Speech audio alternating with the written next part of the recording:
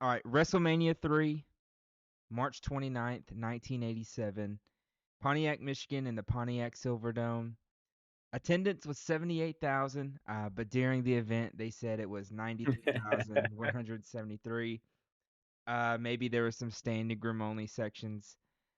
It was a crazy Yeah, venue. sure. Crazy venue.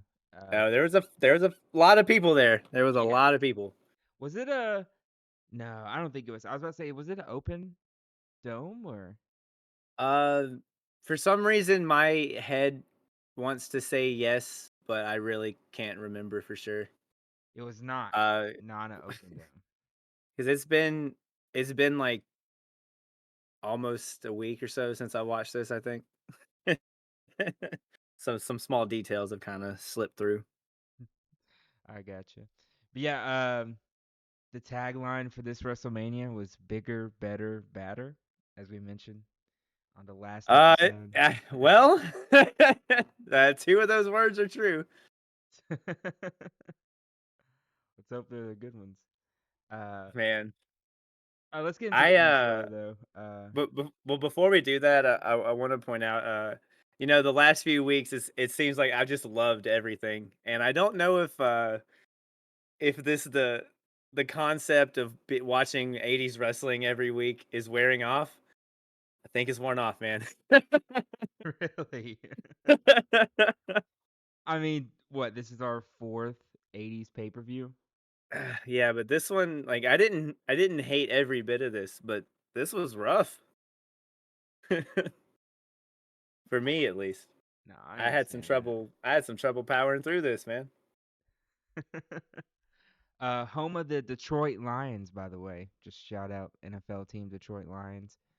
Um, but the intro, it's not the typical intro that we've gotten over the past couple pay-per-views. Oh, this This one got a was, saxophone. yep, it was some jazz music, and it was basically just a cool way to put the logo on the screen and various different versions of it.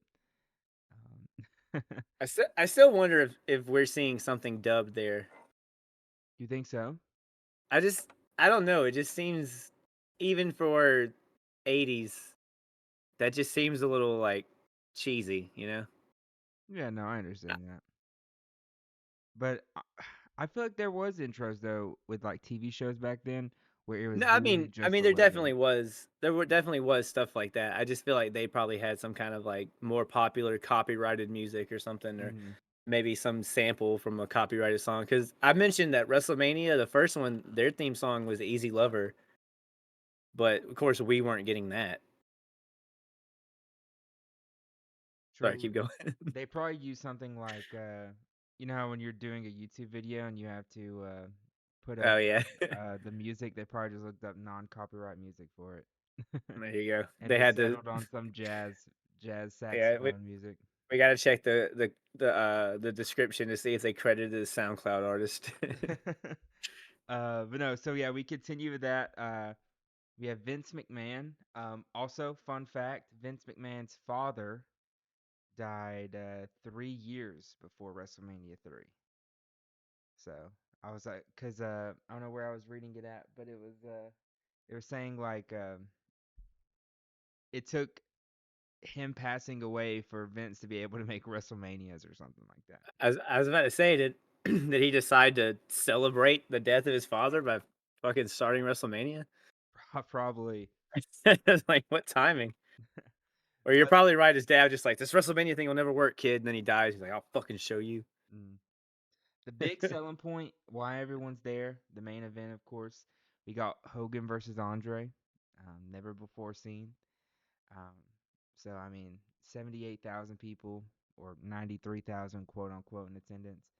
I mean, they're in for a show. But we have, of Oh, course, it's a show. Vince McMahon in the ring, and he introduced maybe most famous person, I think so. Aretha Franklin, Maybe. singing I think so. America the Beautiful. Also, did you notice during this one, we got another kind of American video package with it as well? Yeah, I did note this. It seemed a little more like casual and calm and like blue collars as opposed to last time where it Exactly. was like firefighters and policemen Mhm. and Hulk Hogan. Yeah. Now we Yeah, just get like shots of traffic and shit and like and people kids mowing on a their yards and playground and yeah. a guy on like a telephone pole and Yeah, fucking hitting a little more of the everyday American, I guess, as y- opposed to yeah, people doing their taxes in the fucking office. yeah. I don't understand those packages. They're just trying to showcase America, and I guess especially the Cold War.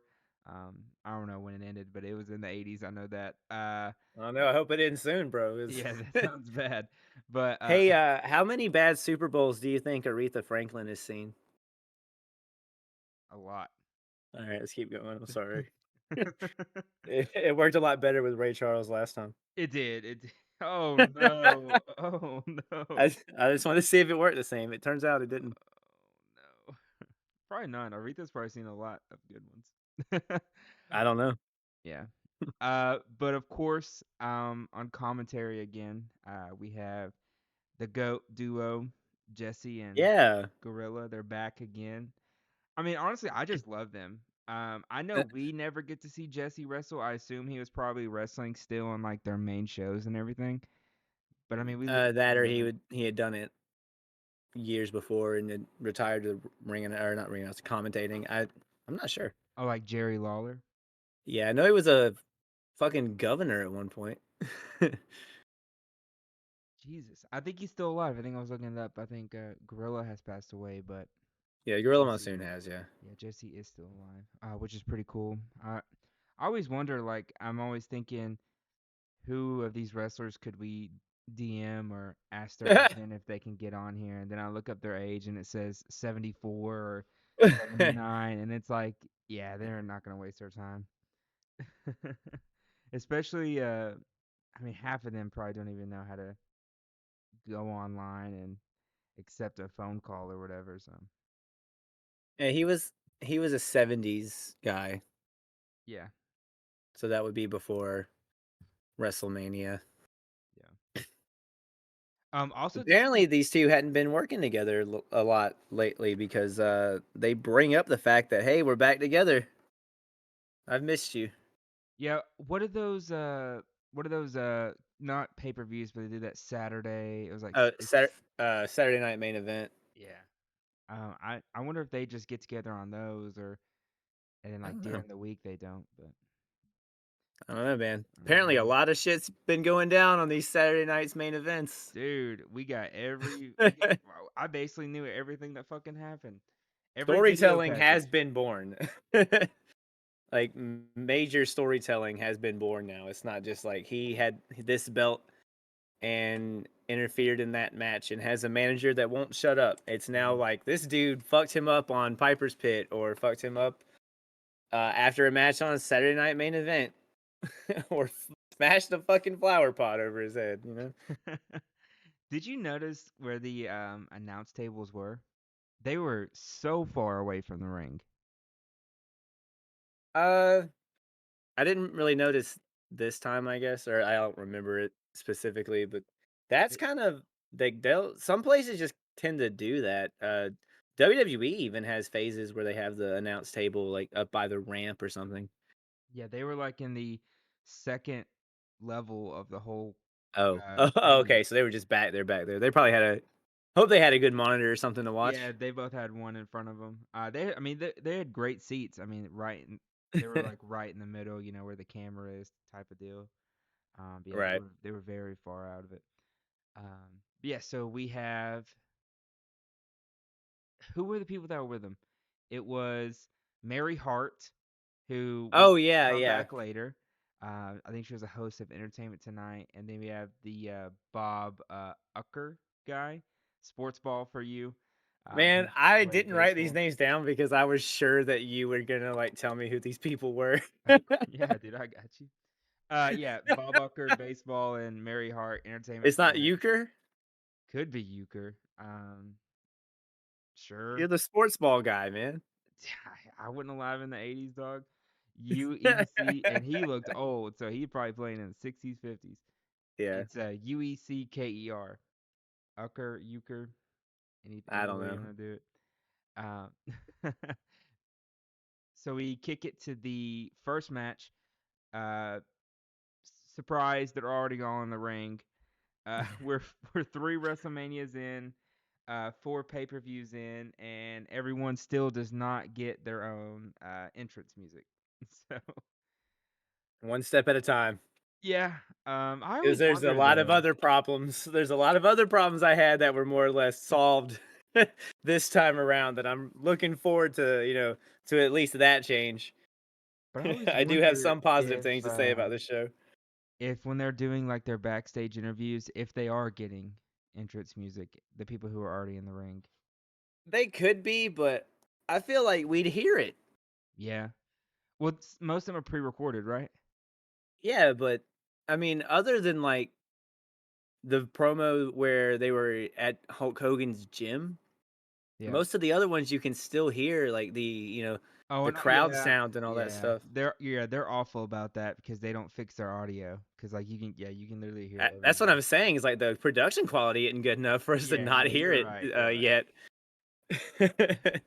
But we started out. We got the Can Am connection. Yep. It's our first time seeing them, correct? I'm pretty Rick sure. Martel and Tom Zink. Yes, yeah, I believe it. No, I don't believe it. It definitely is. I know for sure that this is the first time we've seen them. Versus the Magnificent Morocco. He's back for the third time. Yep. And Cowboy Bob Orton, he's back. I think he's 4 for 4 right now. His With arms Mr. still fucked, man. Fuji. Yeah. I don't think that shit's ever gonna heal, bro. I don't think so. I think he's still broken to this day, actually. The Cam Am, they were obviously the baby faces in the match. Wow. Were they ever? Yeah. Where Morocco and Bob were the heels, of course. Cameron, do you have anything on the match? I actually quite enjoyed this. I thought the Can Am connection had some cool little tag moves. They have this cool thing where like they one of them like shoots the other guy off and they both like lay backwards and monkey flip him over together. I thought that was really cool. There's an early version of what I guess was supposed to be a Hurricane Rana. I don't even want to say early. I feel like he was going for a Hurricane Rana and the other guy or whichever of Morocco or Bob Orton he was trying to give it to had no fucking idea what he was trying to do. Because instead of like he jumps and like wraps his legs around him, but instead of it being like around his neck so he can flip over him, he gets him like under his armpits and they just awkwardly roll. But whatever. Um I actually kind of enjoyed this match. I was expecting it to be quick and stupid and have a have a finish that upset me and pissed me off. None of that happened. Yeah, I We thought were we were kind of about to open up WrestleMania with a double DQ or a yep. have to restart or a double count out or some stupid shit like that. Yeah. But we I didn't, thought which is nice. for sure we were gonna get ceremonial salt or some shit, or Bob Orton was gonna hit dude with his cast and the ref was gonna see it, or some shit like that. No, we got a clean finish at WrestleMania. Finally. Fucking crazy. I don't believe it. I Uh, don't get used to it. uh, Don't get used to it. but the match ends. I'm pretty sure. How do you say it? Zinc? Is it Zinc? Yeah, Zink. Yeah. Zinc. I loved the finish by the way, where like he catches the one when that goes for the crossbody, but the Yeah. other like tips, like tips him from behind, the little hand and knee like bully trip almost. He does that behind, he falls backwards over and the guy's now on him to get the pin. I thought the finish was very creative. I Yeah. really liked the match. Morocco like trips and he falls on him. Yeah. Yeah, no, it was definitely it was a fun, fast-paced opener. Wasn't too Yeah. long, wasn't too short, and we actually had a winner, which was nice. And I mean, we, we got to be introduced to the Cam Am, and then Bob Orton got his match, and Morocco got his match as well. So, and Mr. Oh Fuji yeah. got some face on. And everybody looked great. Yep, I agree. So the uh, after the match, we get our first video package of Hercules and Billy Jack Haynes. I gotta say, In the video package, it shows Billy Jack in some fucking jeans, and he's fucking ripped. I was like, Yeah. God damn, do I not want to look like this guy? He looks so fucking cool. But we get to see what leads up to the match, uh, and everything like that. So I thought that was really fun. Yeah, they have they both use the full Nelson, so they're trying to big dick each other into being the master of the full Nelson or what the hell ever. Um, and then I guess he attacked him on an edition of Superstars of Wrestling. It was that easy to get on the WrestleMania card back then. Just have the same finish as somebody and attack him. Get on in, dude. We got the or better known, the Master Lock. Remember Chris Masters?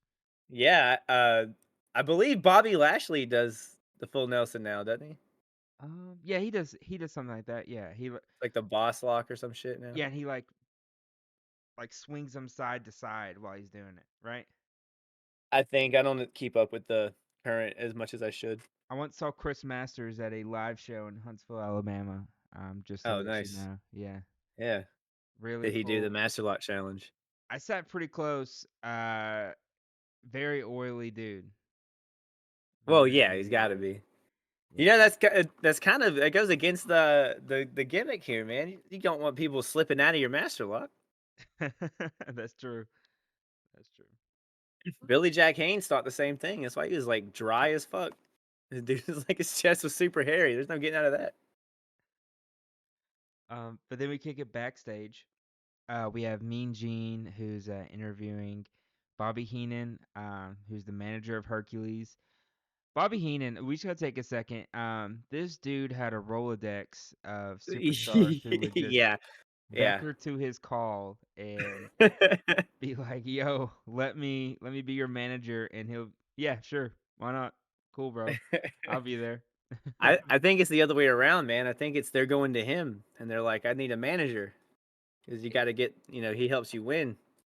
Every other person is a Bobby Heenan guy, which is crazy. You're not wrong.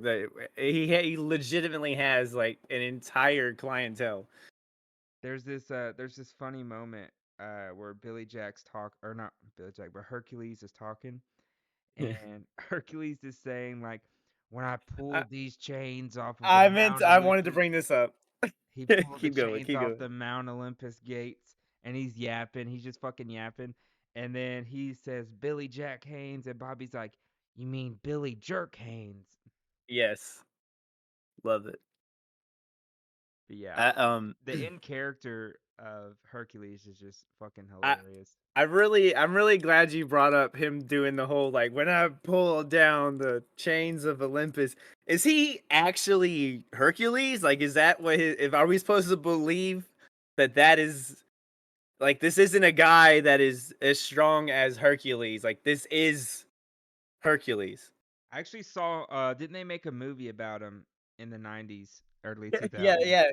Oh yeah, that Disney movie Hercules Hernandez. Yeah, It was actually based off of him, yeah. yeah, yeah. The whole His thing yeah, was. his origin story after he saved Olympus and everything from Hades, he Yeah, came he down became a to wrestler. Earth and became a wrestler. Yeah, like a lower mid Carter in WWF was as high as a fucking literal god could make it. Those Hogan politics were crazy. I'm telling you. uh Hercules is cleaner now. Like he's not covered in hair. yeah. He was in the last WrestleMania, wasn't Yeah, he? he looked like a caveman in the last one. He looked more like Billy Jack Haynes. Like Billy Jack Haynes was He's George the so Animal's rugged, cousin.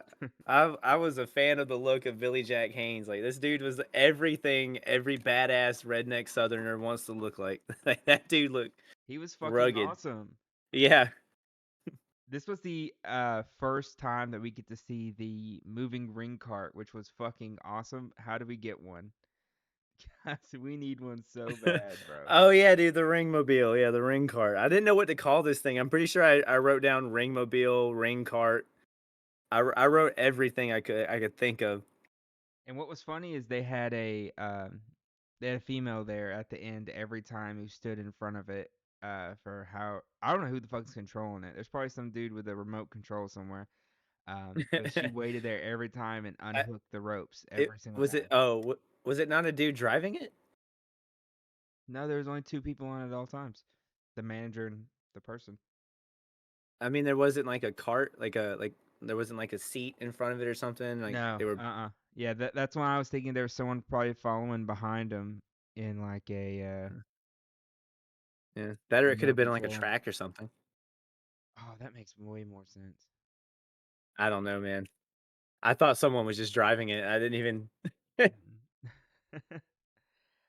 uh, but yeah, I mean the match. I thought realistically, I thought Billy Jack was strong. He was throwing Hercules Mhm. around like nothing. Yeah, I thought like Billy Jack Haynes really did everything you would want a big baby face to do like that. Like he got his power stuff in where he's tossing dude around, he's being big and strong and shit, but he's selling his ass off for Hercules Hernandez. Yeah. I think they both went for the full Nelson probably about 10 times before someone actually did one. Um, Not a good match though.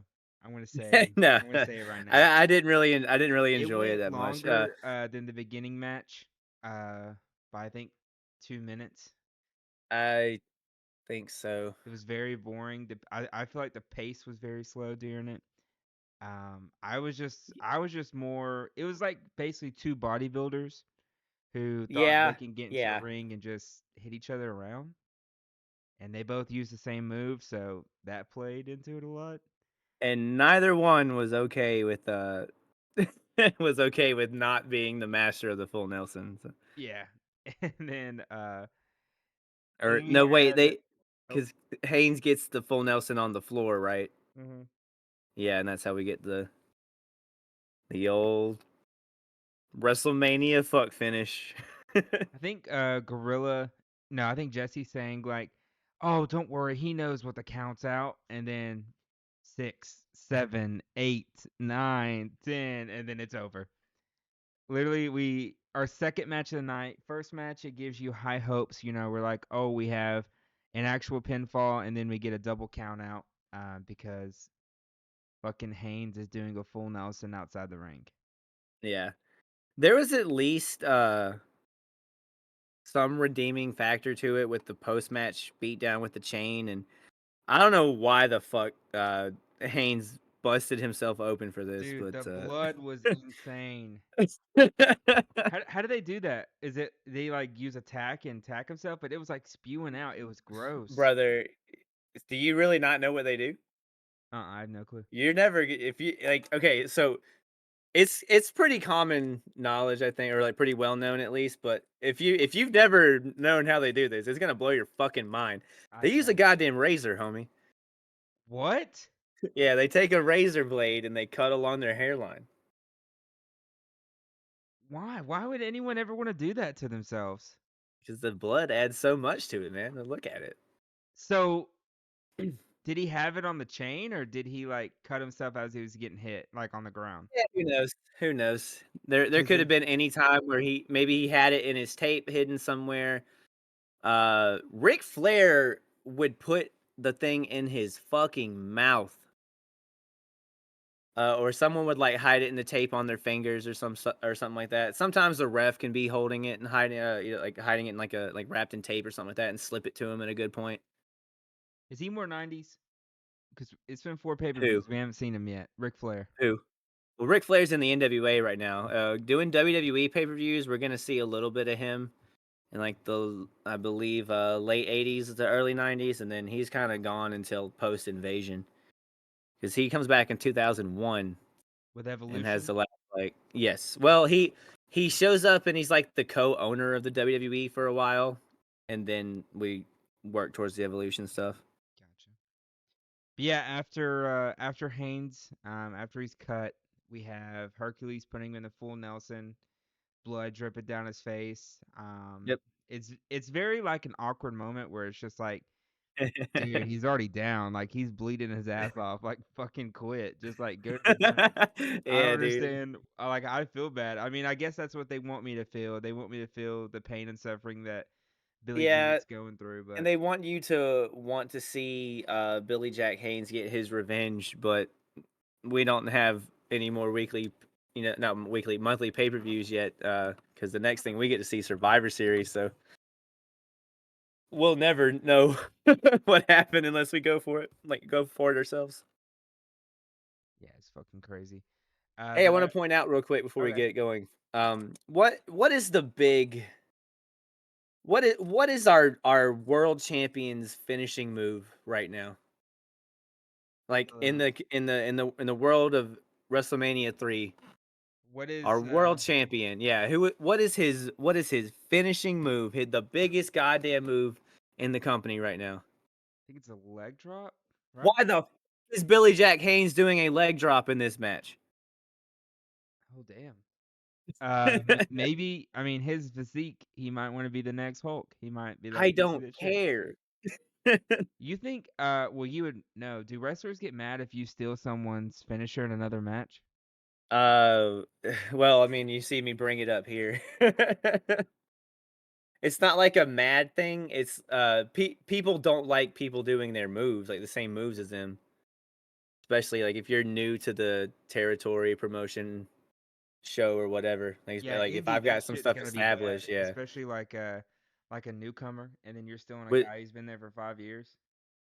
yeah. With WWE, they'll have, they'll find ways to like cutely make two or three guys have the same move or something like that. Like they'll say like Finn Balor does the sling blade because that's just what you fucking did in Japan, but Seth Rollins was already doing it by the time he got to the main roster, and they weren't going to make Seth Rollins stop. So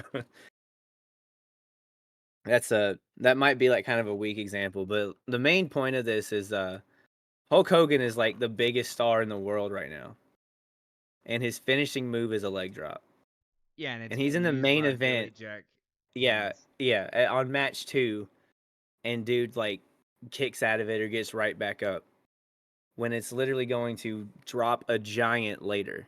You see what I'm saying? Yeah, no, I agree.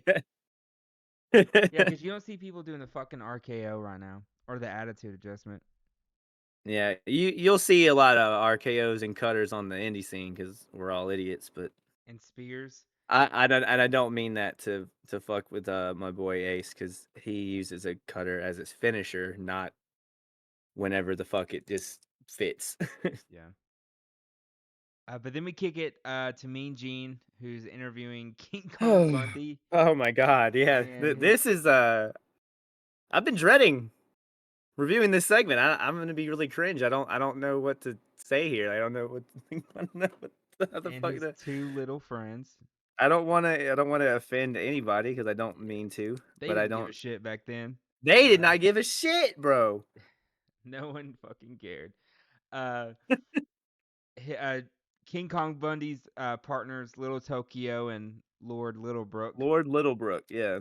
Um, and then after they get done talking, we have Gene again interviewing Hillbilly Yep. Jim and his partners, the Little Haiti, Beaver, the Haiti yeah. Kid and Little And Beaver.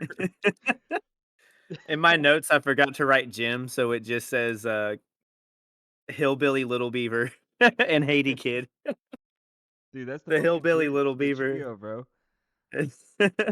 Um, yeah, Jim was basically just worried about his little friends and wanted to make sure they were gonna be okay during the match. Let's give some rules uh, though. I'm gonna lay down some rules oh, before there's some rules, yeah. the bigger people can only fight each other, Yes, and the little people can only fight each other.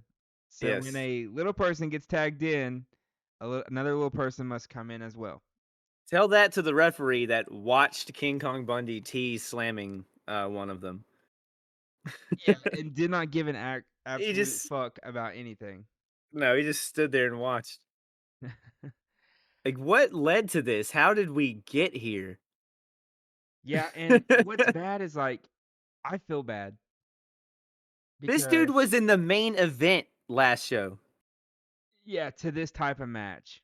I mean, this dude Yeah, literally was so close to winning the WWF championship. Like Hulk Hogan got his feet on the ground, and then immediately after, King Kong went through the fucking door. So he was Yeah. 3 seconds away from winning to this six Yeah. man tag match, which is it's just fucking awful. Like I feel so bad for him. And you know King Kong's a fan favorite here for us. Oh yeah, he's our rating system. Like he literally is the scale for us right now. Yeah, I feel bad. Just there were so many times where like he was being teased, of course, and then Yeah. like Hillbilly Jim would have to come in and like save the little people and stuff. Hillbilly Jim, I think he lost some hair on his body. I feel like the last time we saw him, because I made a reference like he was like Hacksaw Jim Duggan's dad or some shit. You did say Which something like I was that, way wrong because yeah. what happens later, but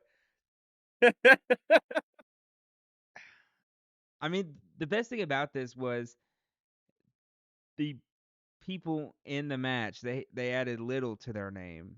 So I mean that was Yeah. Little Beaver, Well, no, Little one of them added Tokyo. kid. One of them Yeah, was a the Haiti kid. kid, yeah. Yeah. Lord Littlebrook. Um, but I mean, it was just a fun match, you know, to get the kids and everybody laughing and stuff. It's kind of like Yes, the because the oh man, old anyone different, that's funny. It's funny to watch little people wrestle. It's funny. yeah. This The, was uncomfortable, man. there was a old baseball manager who owned a baseball team in like the 20s, and to get people to come to his baseball games, he would have little people on it, and it would the he's the guy who invented um like slogans and stuff for sports and like companies that they'd use today because I think he named it like come watch the half man swing a baseball bat or something, and like he sold out the next 12 events or whatever. Okay. Yeah, so I mean they would use shit like that in the 20s, the 1920s, and now WWF is fucking Hey, stealing it man. in the 87. So Hey, well, wrestling does originate from the carnies, so yeah, true. Carney, that's the word I was looking for earlier. Yeah. Uh, I'm fucked if it turns out that that word is fucking offensive. no, we're good. That shit, I'm fucked with that that because I've shit been still saying gets talked carny about in to describe college. wrestling shit for years, dude. Yeah, no, you're good on that. But basically the match ends. King Kong Bundy's just beating the shit out of Little Beaver. Yeah, he Uh, slams him and then drops an elbow on him. yeah, But and then the ref has did to you fucking how'd you call. feel about that four-way crisscross? I don't think I remember it. They do the four-way crisscross where like all four of the little people are just running like across each other in the ring, and it ends in this little like rowboat thing where both heels are down and the baby faces have one of each of their legs, and they like fall back and then move their arms like they're doing like they're rowing a boat, and the heels sell it like it hurts really bad. It was a cool little thing. So one of them got hit with a shoe, right? Beaver hit Bundy with a shoe. Yeah, I think that's what ticked off Bundy, right? Yeah, there's a few quotes from this match that I would like to point out. This was right before the match started. One of them goes, "This isn't a first, but it's different." Okay. Bigger, Wasn't that what badder, Jesse better, you know said? what I'm saying? Yeah, Bigger, badder, yeah. better. It's not a first, but it's different. And then my favorite was after after the dog pile and Bundy kicks out and they all go flying and Dude, that he shit was throws hilarious at the beginning. I Them all think jumping there's a on him. lot of beaver all over this place.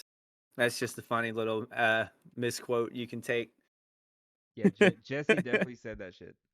Yes, You oh, can tell. absolutely. Yeah. So there's a lot of beaver in this place. This was fucking weird. Yeah, and did you see so after it was over, I'm pretty sure Bundy just wants to keep beating the shit out of Little Beaver.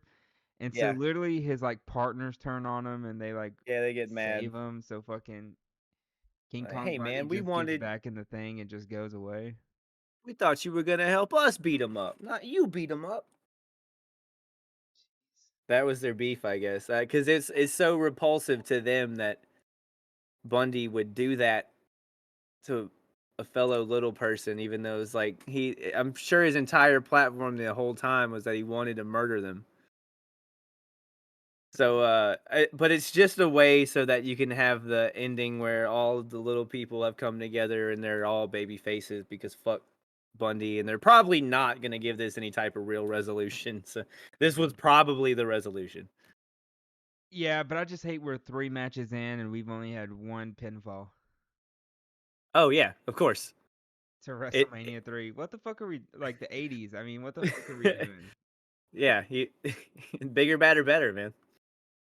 But we kick it backstage after that. Here we go. It'll get better. Yeah, no, I think it does. We see well first we see Mary Hart trying to interview Elizabeth, and Randy Savage is not having that shit. Yeah, her trying to like look girl, you gotta leave him kind of thing was pretty great. I love that Elizabeth is seemingly just kind of naive and blind to how shitty Macho Man treats her. Was that like what I was supposed to believe here? Yeah, and he's just like pushing her towards the back, and he's trying to get close to the mic himself, and he's just like, She's just like, "Oh, Randy." let me take over here, darling. But he probably said much worse. I told you not to talk on the microphone. And then we have after that, dude, I'm gonna say something here. We have Okay. the fucking fabulous Moolah's back. I can't Yeah, stand her. she's still women's champion, by the way. I cannot. So last year I'm pretty sure she was like 60 something, 63. Yeah, So and now she's jobbed out 64. Velvet McIntyre. God, I cannot stand her, bro. I thought this she was really bad here on this little promo here. Like she was fucking bad. I didn't really think that this promo was great with Harley Race and Bobby Heenan. yeah, I just Yeah. didn't think it was that great. And Yeah, so I they mean, show clips of why JYD and King Harley hate each other. yeah, Basically, Harley Race is the king of wrestling currently.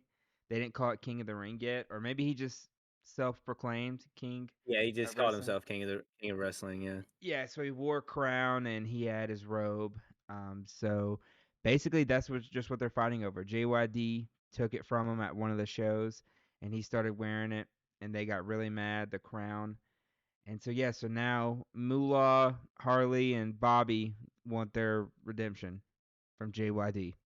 yep. He has to kneel. Yeah, the stipulation of the match. Our next match: King Harley Race versus Junkyard Dog. The loser has to kneel to the winner, Yep, and and we get the agree. JYD dub, baby. It's back. The JYD dub. It's a Ghostbusters theme song, kind of, but it says Junkyard Dog. I'm pretty sure. Yep, it I spells mean, it out for us just in J case. U N K Y A R T. Um, no, I fucking love Junkyard Dog. He is Oh, I know you do, buddy. he's in He my was good. He top was good here. two my top two This was good. wrestlers currently. Uh, my next one later, probably no shock. We'll understand who it is. Okay, I did. You like this match? I mean, I thought the people in it were fine. I love Harley Race's selling because the way he just flips over the ropes is fucking great. Also, bro, Race goes for a splash off the apron to the fucking floor and eat shit. This dude had padding on the ground, so he didn't give a fuck. Yeah, he was trying to copy. He kept trying to do Junkyard's headbutts. He just kept trying to headbutt him the whole time, and every Hmm. time Junkyard just took that shit off the chin, and he was like, "I don't care, bro. I'm gonna do it back to you." At least we got to see his the Junkyard headbutts. We at Yeah, least got to see we this in definitely the did. match. The match really wasn't long. Feel free to add on some more if you want to. We could probably talk longer than this match went on. Um, It was 422. 422. Jesus, I thought it was like a minute. It did feel really, really short, but I mean, I really don't have much else to say other than like the post match stuff. But I think that's why I'm saying I didn't. I mean, I liked it for what it was. Like I thought the post match stuff was kind of cool. Mhm. So The match basically, itself was yeah, whatever. yeah, basically the way it ends, it's Bobby Heenan distracting, Harley Race hitting a belly to belly, 1, 2, 3 win. Which I don't know if you saw, but once JYD's being pinned, he's trying to kick out. Like after two, he Yeah, like kicks his feet up, but nothing yeah. happens. So I was thinking that was that a botch? You know, they didn't. Why would you want Junkyard Well, to lose at WrestleMania? Tito Santana wasn't watching, so he Yeah, couldn't come this out and fucking fix it. particular match, but he Yeah, watches every other fucking one with a keen eye. yeah. Well, he wasn't here, but JYD let him down last show, I guess. So he's not gonna help him out anymore. Oh yeah, I forgot they had that tag team match. You're right. Yeah, and they fucking lost. So we got two JYD losses in a row. That fucking sucks. Uh, Yeah. Well, you got a whole tournament win for him, so you know. I think this is kind of how this started. Was he won the wrestling classic, and then they were like, the "We don't wrestling want you to win classic was replaced anymore." with a tournament to get a fucking crown and robe. It was like, where the fuck was my crown and robe when I beat Randy Savage in the finals? Fan wise, I feel like Junkyard has to be in the top 5 right now. I think so. He's The definitely crowd one of the fucking most loves beloved. him. Oh my gosh. So after that, basically, JYD has to bow down to Harley Race, who's sitting in a fucking chair in the ring. Um, and then as he got to celebrate, Junkyard grabs the chair, hits him with it, and then he escapes with a cape. And um, I don't think he had the crown, but I think they kept that shit because they were like, Yeah, he "Fuck just you." kept the robe, it looked like. Yeah, and he just Um, fucking runs off with it. I've got the answer to our ring car question here because in my notes I wrote that watching the guy drive the ring car backwards was really funny. Okay, so he's not on the front of it though. Is he on the back side of it? I I guess Because the he's front was like stairs with the 3 I, rows.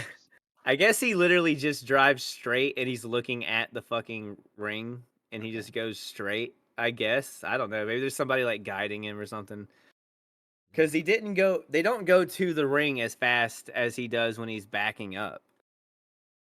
okay, I got you. Yes. Okay. Yeah, because they gotta escape way faster. Because after you win, you Yeah, gotta cuz he fucking just run away. stole a fucking he just stole a robe. Yeah. So we got to get the fuck out of here. And then we kick it backstage. After the match, JYD robbed. Hate to say it. We Yeah. get Vince McMahon interviewing Hulk Hogan. Dude, and I have to fucking admit, This was awesome. it was a fucking awesome promo. This was awesome. It Hogan's he's got over his anxiety from his childhood. He's not eating his headband anymore. intense, He intense just got fucking. done hanging and banging. It was a good ass fucking promo. It's He like says literally the best one I've seen. it is. No, 100% it is. He says the purest form of truth there is so many times to the point where it's like every time he said that and applied it to like what had happened and like what's going to happen, he says the line, the purest form of truth there is. Like every time he said it, it just got more and more impactful. It was so fucking awesome. Mhm. Like I'd never seen I'd never been like, paying this close attention to like 80s Hogan shit. Hogan's fucking awesome. He is. Like I'm sorry that he turned out to be a shithead, but Yeah. you know what? It's just pro wrestling. 90% of the people we're talking about are probably actually shitheads. Mhm. And are all gonna have there's gonna be plenty of terrible people that I'm gonna say great things about when it comes to their performances, you know? Yeah, you won't see me say one goddamn bad thing about 87 Hulk Hogan. I fucking can't. I don't know what to say if I did want to say something bad. Dude, This he was like promo was awesome. these 24-inch pythons when Hulkamania runs wild on you, bro, gave you fucking chills, bro. Shit was intense. He manages to get all of his stuff in while still tell the story in such an intense way. It was awesome. That's all I Mhm. got for that. I Mhm. didn't even write like much out of it other than he's no longer eating his headband and he hypes the fuck out of the main event. Like this was so good. Mhm. I fucking loved it. So the next match we get Jaquez, It's just Jacques. Jacques, Jacques. and Yeah. Raymond. I forgot to say the last name. How do you say it? Uh, it's Raymond Rougeau. It's the Rougeau Rougeau. brothers. Yeah. Rougeau brothers versus the Dream Team. I Oh think yeah, two of your buddy. favorites, Brutus Beefcake and Greg Oh the man, Hammer. what a dream team it is. Wasn't there And now someone they have with Dino him? Bravo with him now. Dino Bravo. Yeah, Yeah. wasn't he speaking like Latin or some shit? I was not paying attention to that, I guess. It was so weird. But yeah, did you have anything about this match?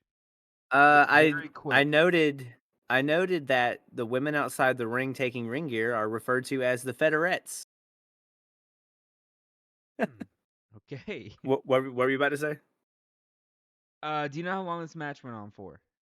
I think it was Uh, quick. Has to be quicker than JYD match, I think. 403. 403. Yeah, Yeah. I think it was quicker than that. So I wrote there's a really cool double drop kick by the Rougeaus. One of them goes for a springboard crossbody in 87. What? Also, Jacques gave the probably like the best selling of the figure four I'd ever seen. He actually made me think the figure four was going to kill him. Oh, I'm trying to see what else I wrote here. Did you see their tag team move that they did? What was it? The one where the one like puts him up for like an atomic drop, and the other jumps off the He ropes fucking behind him jumps and off him. basically teabags him. Yes, that shit was insane. That I to don't me know was if that's fucking what they impressive. meant to do. Yeah, he like jumps around him to be able to put his leg on his like upper body, and then they fucking slam him to the ground. I thought that shit was fucking awesome. I the I want to discuss what happens for this fallout after the match ends because it Okay. left me very puzzled. So basically, Beefcake went to break up a pin, and Jock went after him, and I'm pretty sure, was it Bravo?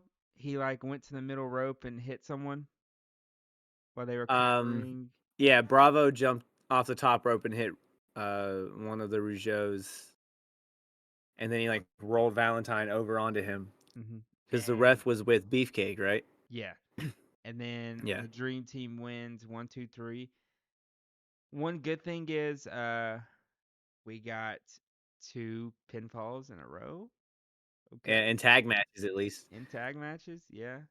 It wasn't as good as the first tag match, but I still didn't hate this. I still thought it was pretty cool. I want to see the Rougeaus versus the Can Am connection. Honestly, that was pretty cool. Like Hmm. those were two really good teams, and the fucking Dream Team isn't a thing anymore because for some fucking reason, Dino Bravo and Greg Valentine just take off without Beefcake. Like I don't know what they're mad about. They won the match. You're right. Yeah, he's waiting in the ring, and he's I don't know. No, I think he's mad. Beefcake is mad by the way that they cheated for them to win. What? Yeah. He's a heel. What happened to you? Yeah, I'm pretty sure that's how I read the situation. Like he was mad at him, like when because they were yelling at him, like come on, we won. Like what the hell is your problem? I don't know.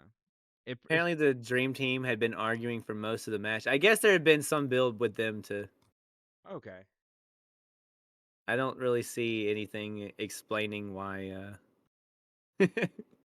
why these guys were potentially beefing and why there was infighting, but whatever. But we know the beef between the next match. Dude, this next match. So first we get the video clips on why. What is it? Fabulous It's Adrian, adorable. adorable Uh, Adrian Yeah. Adonis and Roddy Piper are feuding. It's Yeah. basically okay. So basically, I was reading about it. Piper is on his goodbye tour. Yeah, he's on This his is way out. He's going to Hollywood. this is his way out. Oh, right up on that. That didn't last too long. Nope. I think it Piper was will be like back less soon. than less than 2 years. I think it's what it was. Yeah, he'll be Uh, back at WrestleMania 5. yeah. So yeah, so this is Piper's doing this going away tour. It's helped him, especially with some other things like being in Hulk Hogan's corner, kind of in the Hulk versus Andre fight. It's really 'Cause that's helped. what I wanna see Roddy Piper doing after the first 2 WrestleManias, you know? Hmm. I was actually waiting for Mr. T to come back in and apologize. Yeah, or Piper to be like, "'Cause I got my new best friend, Mr. T!" And Mr. T's like, he shaves Adonis. That'd be so good. But yeah, it's basically just like Piper on Piper's Pit. It was called that back then, right? Is that what the Yes, studio that he was in? It so, yeah, so They're like during his way leave of fucking cooler. absence so, yeah, Piper kinda took off a little bit in, after the last WrestleMania, and he returned to find that his show Piper's Pit had been replaced by The Flower Shop. Yes, So and he that starts made fucking breaking it down. He starts like kicking over mhm. the tables and smashing the vases and stuff. And of all people, man, that ends up helping Adonis beat up Roddy Piper, Bob Orton, man. And they left him covered in they wanted to embarrass him, right? So they beat him up and they covered his face in blackface. No, I'm kidding. No, no. Piper put blackface on himself. He covered him with red lipstick because that's that's more embarrassing. Also, there's And those then clips in the package where it's they are using I'm pretty sure it's some type like body spray fragrance, and it's yeah, that. what the fuck is this? It's like some kind of perfume or something. Yeah, it's I that love big it. ass gold thing. I want it. That shit looks so cool. Oh shit, I dropped something. But yeah, so it's basically just this big golden fucking fragrance body spray, Yeah, they spray and it in the eyes and stuff. yeah, It's awesome. yeah, and he's fucking Jimmy Hart's fucking dousing Piper in one of these He really videos, is. like in the face, Piper just probably smelled constantly squeezing it. awesome. Yeah. So basically, yeah, basically that just a lot of back and forth. Adorable Adonis. Hey, I'm just glad he's not wearing like dresses. They're not disrespecting my guy as Bro, much. he couldn't wear anything. Adrian Adonis has gotten fucking huge. Hmm. He's wearing that. He's wearing something blue over his eyes. Maybe it's like some type of eyeshadow or something. Yeah, something like that, I'm sure. They're So stressing me out with the Clippers, and they're doing like the it is, yeah. Jimmy Hart's jumping around on the outside during the match where he's just using those hedge trimmers like it's nothing. it just makes me so stressed out. It gives Yeah. me anxiety watching them Hmm. do that shit. So basically, they come down to the ring. Adonis and Jimmy Hart. Jimmy has a mirror with them, and basically they're just going down to the ring. And then we get Piper, him and his music on his cart and everything. He comes out next, and then we get to see they're talking about. So it's a hair match, hair for Yes. hair. If Piper wins, he gets to shave Adonis's hair. If Adonis wins, he gets to shave Piper's hair. They're showing the clippers and everything. Also, I'm pretty sure no clippers were even used after the match, or no like Not the hedge shavers. clippers. Yeah, or any like shavers or anything. They actually just used fucking scissors, which is terrible. Uh, We'll get to my feelings on pro wrestling head shavings. I love how this always goes. so this is the first time during the night though where someone is walking out and they're getting shit thrown on them, which is crazy because Piper's supposed to be the good guy in this, Yeah, but it's still Piper. So as he's walking out, they're still throwing like bags and drinks and shit around him, which is crazy. those Uh, are the Mr. T fans who only come to WrestleManias. They don't know that Piper's a good guy now. yeah, especially with Mr. T fans, that's hilarious. Especially with this potentially being his last match in WWF, Yeah, for sure. Yeah, they're gonna treat him the like lasting that. That memory of shit's his career crazy. is people throwing shit at him and fucking Pontiac Silverdome. So what did you think of the match? Uh, kind of it really was what it was. I think it wasn't like one of the greatest things I'd ever seen. But I mean, Piper and Adonis are just fucking great in general. So of course everything looked good and was clean. Um, let's see if I wrote anything. He beats him with the belt, and then he gets caught because he's going for Jimmy Hart. So kind of loved that. Dude, he was beating the shit out of them in the beginning with the belt. Yeah. I So like when there's at some point he throws Jimmy Hart at Adonis and they both just fucking go hurtling over the top. so if there's a stipulation like that, is there just no like disqualification and stuff? I mean, it just kind of depends. And There's also, no they're like not gonna concrete. waste Piper's Yeah, potential last WrestleMania on that shit. yeah, fuck that. Yeah, if this had been the wrestling classic round one, the ref would just thrown the shit out because he felt like it and we got to get Mhm. going. But Yep. this is WrestleMania. It's bigger and badder, better. You know. But to mention to what you said earlier, I hate to say it, but yeah, it does look like Adonis. I wrote down Adonis, maybe lay off the cheeseburgers. Yeah. I hate to It. say that about someone, but I mean he looked huge Yeah, compared he to really did, WrestleMania man. 2. I said last show that I really liked. I did like adorable Adrian Adonis, but I kind of like Adrian Adonis we got at the Wrestling Classic. They just fucking combined together, and this is WrestleMania 3. Adrian Adonis, like this shit looked kind of rough. I mean, but he was still moving and doing his thing though. He just looked terrible. Yeah, I miss like potential Rocky victim Adrian Adonis where he's wearing that leather coat I that we saw at right, Wrestling Classic. Yeah. that guy was so cool. So Piper wins with the sleeper. Hmm. Uh, which is kind of perfect because if you're gonna force a dude to be shaved, he might give some resistance. So if you beat him with the sleeper, he can't really move when you shave him.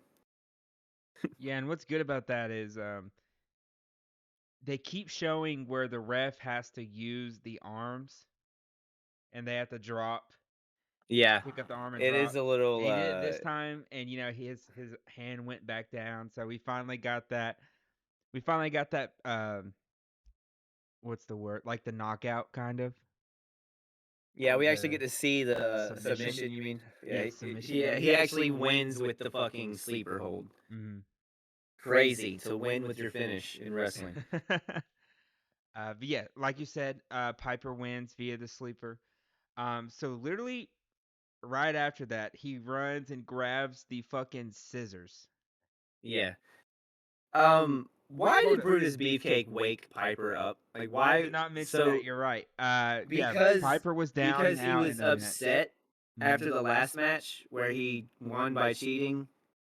He's just all of a sudden gone full tilt babyface and is saving Piper's hair. Yeah. I feel like there's got to be details that we're missing, but without context, this is fucking hilarious. Fun fact: Piper was 33 years old at this time. Okay. So have you ever seen a shaving in wrestling, like someone losing a hair match and having to get their head shaved or cut on the spot? You ever seen I've anything like that? seen clips. I think didn't Donald Trump and Vince McMahon do that at a WrestleMania? Yeah, that's probably the most famous one because it's probably been given the biggest platform a hair versus hair match ever has ever, and it was like in Right. mainstream media and stuff. Um, Edge and Kurt Angle had one, and it kind of changed Kurt Angle's career for the better in so many ways. Because bald Kurt Kurt Angle Angle had a just hair. yeah, yeah, yeah. Hey, we'll get to that, buddy. But once Kurt Angle shaved his head, Kurt Angle went fucking crazy. And I'll have to show you sometime later the most brutal head shaving spot was with Raven in TNA, where like the clippers actually kind of like cut his head a little bit. Jesus Christ, who's cutting him? Shane Douglas. All right. Raven. I keep seeing a lot of videos of him. He's trying to post videos of like his time from WWE, and he talks Mm. about His That's a guy spots we in the will Royal we'll Rumble. we'd have to take a side quest to see some more of because his time in WWF or WWE does not do him any justice to what how great of a mind that guy really is. But either way, to this segment here, I'll ask you if you'd ever seen it because I wanted to know like how you thought about it because everyone, at least for me, it was I just picture that everyone imagines when they see a hair versus hair match, they expect that this dude is going to be legitimately shaved bald in front of them. They're going to get to see his bald head right then and there. That's why they came to see it. That's why it's been presented to them as a reason you have to be here. That's what I thought. I thought he was gonna be fully bald. And it just doesn't work that way because clippers suck and usually the hair needs to be pretty clean, which it's not. They're covered in sweat. There's probably a bunch of other like dirt and dust and shit that's just kind of like tacked onto them because they're covered in sweat. So their hair's probably sticky. They probably have spray and stuff in their hair because they're on a major a major production company right now where everybody has to look like movie stars. Some people's gimmick are to look like movie stars, so Clippers get stuck and gunked up and can't do what they want them to do, so they have to resort to making him look as stupid as they can with what they have and let him run off in shame, probably to the actual good barber chair to get it fixed up and just have a bald head. But that is how these things always go. Okay, so they're I, never fully bald. they, no, despite the fact that I feel like every time they are legitimately trying to make the person go bald, they came very close with Kurt Angle, but it was easy because his hair was very short to begin with. But every time they get somebody like when Kevin Nash lost his hair versus hair match in WWE, or I'm trying to think of some other ones like CM Punk. It's I actually haven't seen the CM Punk one, so I can't really speak on that one. But They had that one angle with CM Punk where he was forever angle, straight edge. So he would call people from the audience and he would shave their heads yeah, in the ring. yeah, He but went they bald hadn't soon. just wrestled a match. True, yeah, true. They've been just chilling and not doing Yeah. anything. When Serena showed up out of the crowd to get her hair cut, her head shaved, her hair was probably like very much prepped to do so. You can't really call for that when you have a fucking match at WrestleMania between Roddy Piper and Adrian Adonis. Like his hair is going to be sticky and sweaty.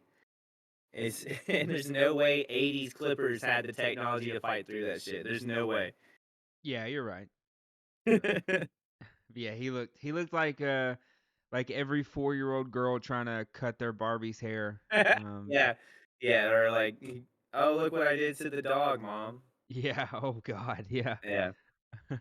But all that being said, I really love this segment. I thought it was pretty good, beginning to end. The match was not, like stellar or anything, but it was a good match. It definitely was nowhere close to bad. Imagine And Vince was pissed off and he made Piper lose. Imagine that shit. you're gonna go to Hollywood, or you're gonna do it bald.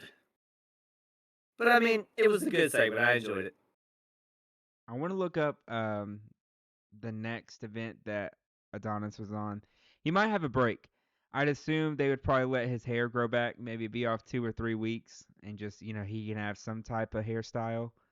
Or Yeah, hell, that or they did the typical thing where he wears a wig and a wrestling like chin strap, and he's like, "I'm not bald." or a hat. It's Yeah, it's happened. It's yeah. happened. Kurt Angle probably did it the best. So after that, after the match, uh, you know, Piper's last match, they got to add that again. We next go to Mary Hart and Bob with Gorilla Monsoon, and they're saying, where's Jesse? Where's Jesse? And he wanted to go to the ring and be introduced by Howard Finkel. As a man who who allegedly tells it like it is. He does. He does. Jesse is the best commentator, hands down. That's the quote. That's how he Yeah. was announced. Mm.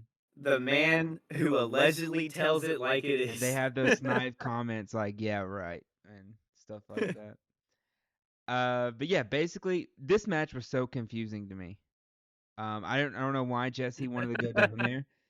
He just wanted to hang out with the Hart Dynasty. Hart Dynasty, are they Well, it's the Hart Foundation, brother. Oh, my bad. Hart Foundation. Sorry. You can't have a dynasty without the foundation. You're right. You're right. You're right. Um, Hart Foundation heels? Yes. Dang. Because they have, not only are they a tailor-made pairing with Jimmy Hart, who they are not actually related to. It is just the best coincidence of all time. And now they have Danny Davis, who was a dirty referee. And Danny Davis was intentionally being a shitty referee, letting like the Hart Foundation do illegal tag moves and all that, and basically helped them fuck over the Bulldogs, or fuck over the Bulldogs so the Hart Foundation can win the tag team titles. And guess what social justice warrior that didn't sit well with? Yeah. Tito Santana, everyone.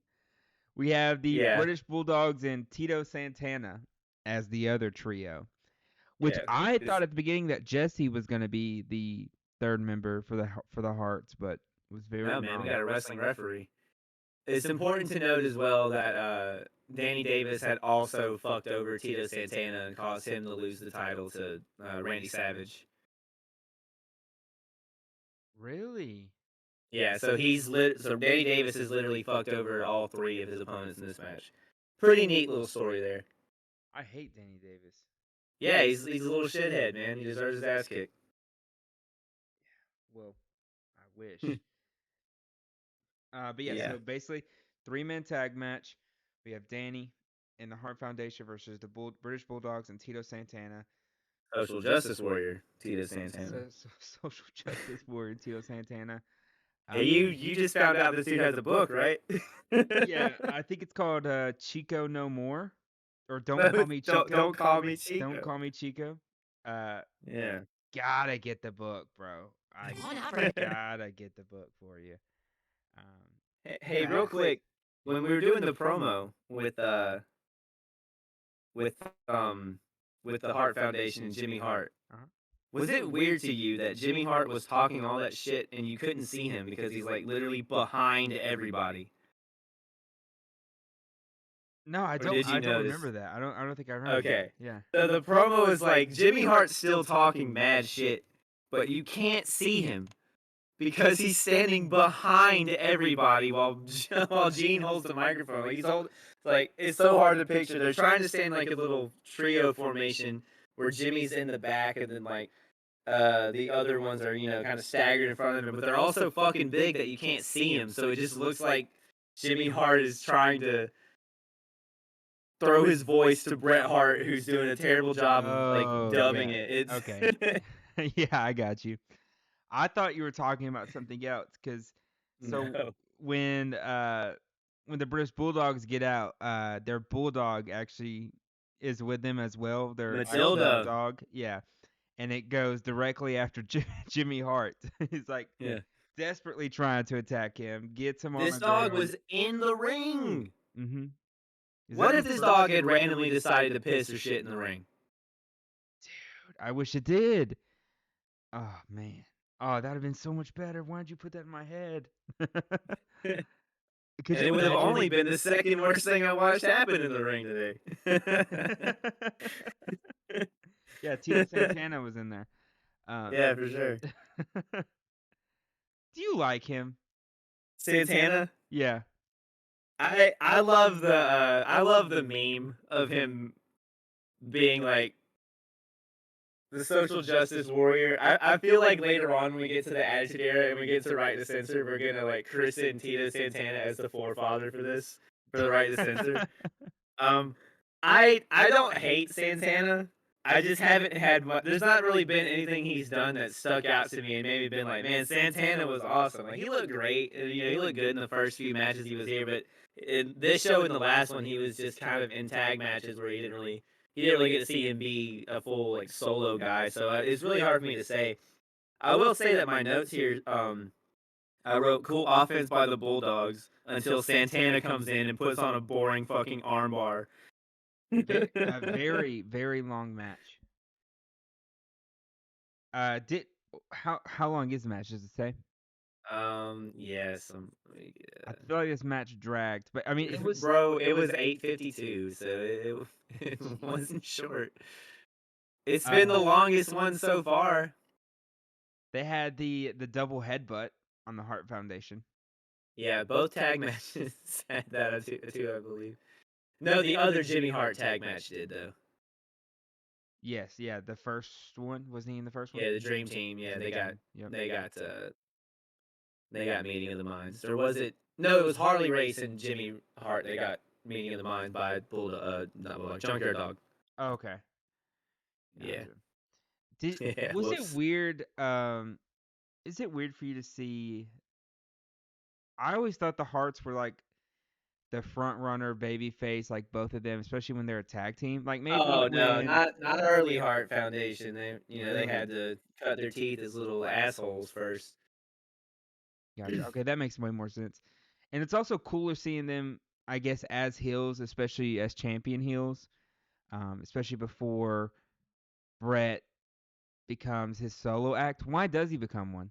Do you know the story? Um, I think it was something of like I mean, we'll see it soon, I I don't think, know if right? Neidhart left or like Neidhart got released or let go or something, and Brett was just fucking great. So of course you got to do something with him, and then he just stuck out. And Bret Hart, at some point will become one of the best wrestlers of all time. Also, And the bad part about this, I hate to say it, but they put Mary on commentary. oh yeah, And yeah, why not? I wrote like the whole time like we got flashbacks from WrestleMania Yeah, 2. I did write something about how you were going to mention the mansplaining was back. Yeah, and it's just like why is he doing that? Why doesn't he get up and just run over there? Why does he do that? It's basically they're just doing this for every mom at home whose kid is glued to the TV and they're screaming and the mom's in the background like, "Well, why doesn't he just hit it?" Cuz that was my mom growing up. Cuz she was like, "Why doesn't he just throw him out of the ring when we're watching the Royal Rumble? Why is he standing there on the apron?" So I understand it, but at the same time it's just like why do we need that? Like why? And it was so awful in WrestleMania 2. I mean, I know there wasn't like message boards online for people to shit post the commentary and stuff, but Yeah. still, like, we need some like time capsule me. I'm going to Vince after WrestleMania 2 and saying, "Don't do that shit again." I don't want to have to hear Let Gorilla wrestling Monsoon having to commentators, explain to people why are let people people who acting in the understand ring. wrestling do this. I got you. Yeah. I get it. I get it because it does get really frustrating, especially like after WrestleMania 2, where there was a different third commentator in every card that had to be explain the rules of wrestling all over again. So like, we had to hear on three separate occasions someone be explain the rules, and then here we are a year later. Like Mary Hart's asking about the validity of like whatever the fuck was what was it that happened that made her like ask Uh, what was going I on. think like Anvil was trying to go for a tag or something, and she's like, well, why doesn't he just go that way and tag him right there or something? And it's just like, come on, like they're building it up for fucking Brett to get the tag to come in and fucking beat their ass. Like, calm down.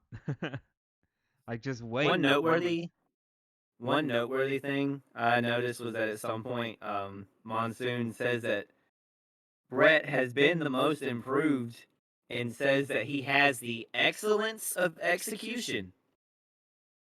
Interesting. Gorilla said that. Is Yeah, so I don't know if that is where that was coined or if that's something that Bret Hart had said before or something like that, but just that's the first time that we've seen a match with Bret Hart and heard that phrase. Hmm. Also, they just kind of take turns beating the fuck out of Dynamite. Yeah, they do. Which is do you think it's weird when they what I'm drawing a blank. What was his name? Danny Davis. Yeah, Like, do you think he had any wrestling experience beyond just being a I ref? don't. I don't. Like, doesn't remember. your like the refs at your event sometimes they I interact mean, with the fans? a lot of refs do train, at least like to bump and all that stuff, just just so they can. And a lot of times, refs are people that are training to wrestle, but want to want to learn how to ref so they can be involved in some fashion and learn how to wrestle better through being a ref and being in the ring while the match is happening and learning that way. Okay, that I'm makes a trying to difference. find Danny Davis here, because I have to know as well. Cause that's what be like. I don't know. See, that's whenever I feel like they could have just had Jesse on the team and Danny could have be in the background, as a manager, especially because he was a ref, letting the Hearts do whatever they wanted to do. Then I think that makes Yeah. more sense as Jesse being the third. It's like a surprise for the team instead of Danny, but Yeah, whatever. but Danny Davis had to get some of his lumps here. Like he had fucked over all three of these baby faces, so he had to get some of his ass beating here. It definitely got a bigger pop than I think would that than they would have had if Jesse Ventura had been taking the fucking tombstone pile driver from Davy Boy, which hasn't been called the tombstone yet. They just called it like a pile driver. But Davy Boy 100% gave Danny Davis the tombstone pile driver. And then picks him up and follows it with a suplex. 80s wrestling, baby! 80s wrestling! I have to I have to I have a thing about Undertaker later in the Coco Beware match. Oh, really? Yeah. All right. Tito went for the figure four. Yeah, he's still pissed off at Greg Valentine all those years ago. Mhm. And he's still doing the figure four. But yeah, so basically the match ends though. Jimmy Hart gives Davis the megaphone and he hits Smith with it. And then the ref counts 1, 2, 3. Of course, Danny Davis wins the match by doing some stupid shit. Yeah. Gets more heat, but he got a little bit of his ass kicking. But I thought this was a fun little match, man. I enjoyed It it. was. Yeah, they were constantly like moving. It was a lot of fast paced fighting. So yeah, I enjoyed it. Might be. Nah, I'm not gonna say best tag team of the night. Could be though. No. No, my favorite tag match, I think, was the first one. First one. Okay. I mean, I think the Rougeaus might have been probably maybe like the best tag team, I guess, of the night. Other than, I mean, Heart Foundation and British Bulldogs are probably just better tag teams in general. But as far as like who did cool tag team shit, Rougeau brothers and Can Am Connection had me way more thrilled. Okay. No, I can see that. Uh, The match was better though. Like Heart Foundation, Danny Davis, and the Bulldogs. Heart Foundation and Bulldogs is I'd rather have seen that, but I understand that that built to this, and this was the big thing with Danny Davis to get his ass kicked. And where else are we gonna put Tito Santana on the card right now? Because yeah, because we have to have him for some reason. yeah, well, he's a social justice warrior. He's gonna make sure he's in the fucking. He's gonna make sure he's on the card. He's probably in the back. He's probably leading like the WWF wrestlers union, and he's probably demanding higher wages for people. I Yeah. bet that's what that motherfucker does in the back. He got more people. He got people signed back during Yeah, the he COVID definitely does. pandemic. I want to. He's still alive. I want to know what the fuck he's doing.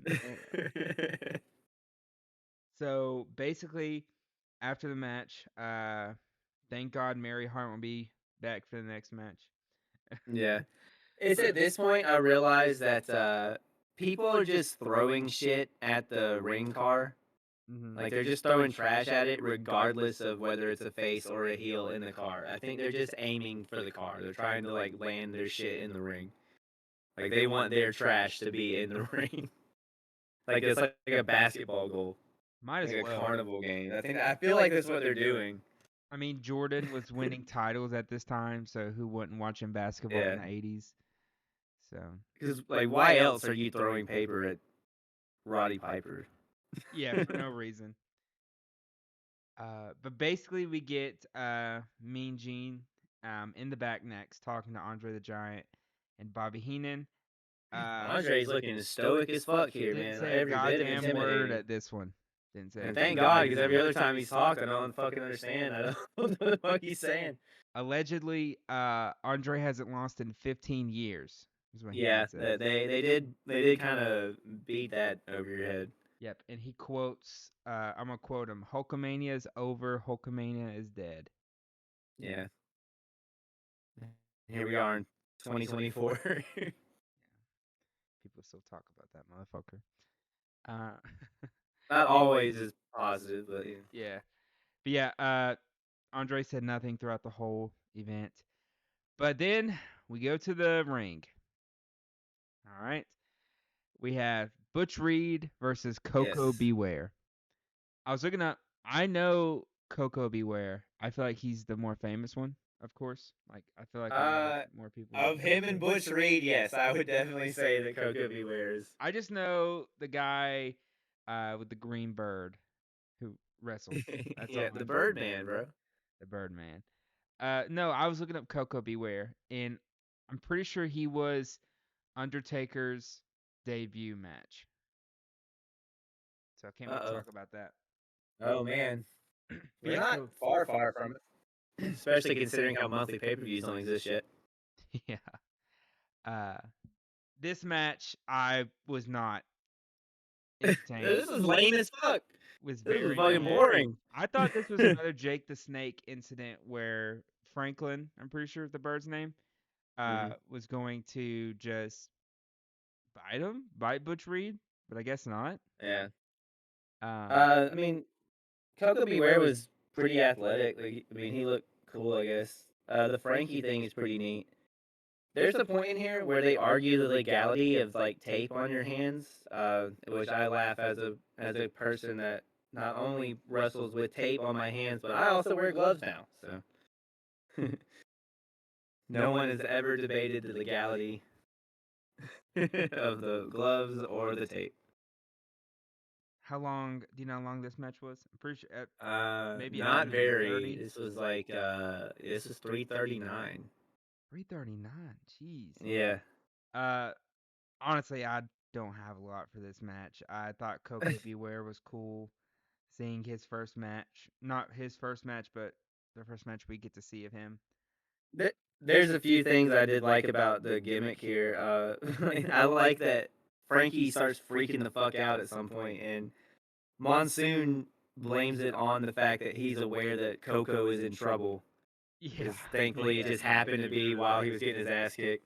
yeah. I am so fucking sick of the crossbody reversal pulling tights finish.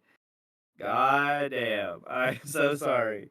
I'm not sorry. I'm so sick of that shit. And you know who else I'm sick of? Who? Tito Santana.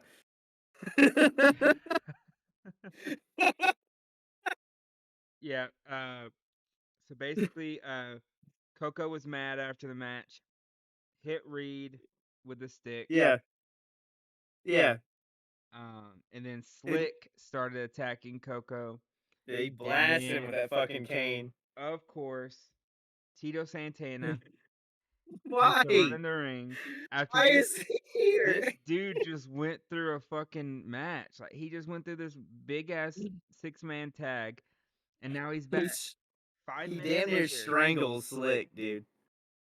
for He no is reason. he just mauls Slick. Oh my god.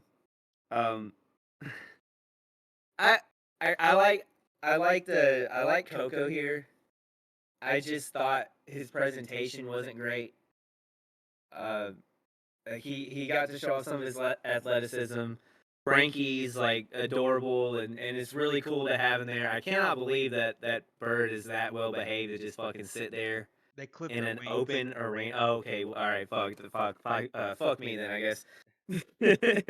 I thought it was cool that he just sitting there chilling out the whole time. I didn't know they did that shit. Yeah, so he can't fly. So his best bet Oh was well, to that's sit there. lame. Yeah. Well, that's lame. Still, like this bird could be shitting and pissing everywhere. People don't think about the fact that animals just do this shit. Like animals don't care about kayfabe or don't care about the spots. It's our You can second never like animal of the it's night. our Yeah. second animal, and it just makes sometimes it's just a little strange because there's another animal coming, isn't there? Yep, next match or the match and after. and it's just you can never entirely be positive what an animal's gonna do, Exactly. and it's just sometimes a If little. my dog was in that arena Oh and my they took god, her out, dude! she would go insane trying to Yeah, meet everyone and wants all the petting. She would go in fucking. It doesn't matter how long I try to teach Matilda her. did go pretty crazy. Yeah, no, I wish I could teach her to bite Jimmy Hart. That'd be fucking hilarious. I just felt like they kind of presented Coco as a lower tier JYD. And he's like, "Hey, here's our black guy that is like he's colorful and having a great time. He's got an animal thing to him." And there wasn't just anything about him that separated him from JYD in my eyes, other than the bird. And it just and that, it's not. I'm not comparing them because they're the two black guys, but that's more or less this is the fucking '80s WWE. That's kind of what their roles were back then, you know. Right. Yeah. And for whether it's like right or wrong for it to like point it out and like for it to be presented that way. That's the way it was. That's the way things were back then. And it just seemed like he was presented as a JYD light. Like that's all they give certain people, and it's like I just know Coco Beware is like really good, and I want to see more out of Coco Beware, and I was hoping to get it, but then across the ring from him is enhancement talent that we have with Butch Reed, but he didn't even like really enhance him. He beat him. And it really So it's, ruins it. Okay, so let's say after the match, Coco, starts beating him up or whatever, and then they flip the tables on them. Okay, let Coco get his ass beat. We don't need Tito Santana coming out ruining the moment, yeah. saving him for no reason. Unless Tito and Coco that week before was like, I got your back, you got mine type shit. Well, then why the fuck was Coco not out there during the Tito Santana Yeah, match? didn't help with the bulldog shit. Yeah, So, I mean, yeah. it is It's, just it's ruining the hard for me moment to for no believe they're reason. friends. Yeah. Yeah, like this either let Coco get left laying or let Coco save himself. Let him fight back on his own. Slick's a fucking manager. If he's that mad, Yeah, then the storyline should just be Coco. He's getting beat up, but he just keeps beating the shit out of them. Okay, they got him in the corner, but then he gets up and he just starts fighting him again, and he's okay. And they run away, or fucking use the bird. Have the bird fucking scare him, squawk at him, or some shit. Not let's have fucking Tito Santana come rescue Coco from getting his ass kicked for no man. reason. Wait until you get to meet Pepper in 1999. Is that his next bird? No, that's a fucking dog. Oh God. It has nothing to do with Coco Beware. You're just mentioning doing something with the animal. Um, Anyway, let's stay in the '80s where shit isn't so crazy and erratic yet. It's only erratically booked. the next match. Here we go, We buddy. might be here for 9 hours. We might. God damn, was it not great? So basically, what we're getting is we're getting a pre-tape earlier in the night. Macho Man cutting a promo, saying, "I am the Lord and Master of the Ring," Yeah. and he's like the best athlete ever, and everything. So it's basically just him, saying like, "This motherfucker has no chance. Like I don't know why I'm even doing this." A Um, good promo. It wasn't Hogan good, but it wasn't what the fuck Hogan did earlier, but it was a really good promo. yeah, if Macho had that Hogan promo, um, Yeah. Jesus Christ, would people not be like shitting bricks? Like, What was the Hogan line where he's the purest form of truth there is, yeah. dude, that was good. That was That's awesome. I can give you somebody with a great Macho Man. I just have your generic stock Macho Man impression. Mhm. Let's be So honest there are people though, who do it really good.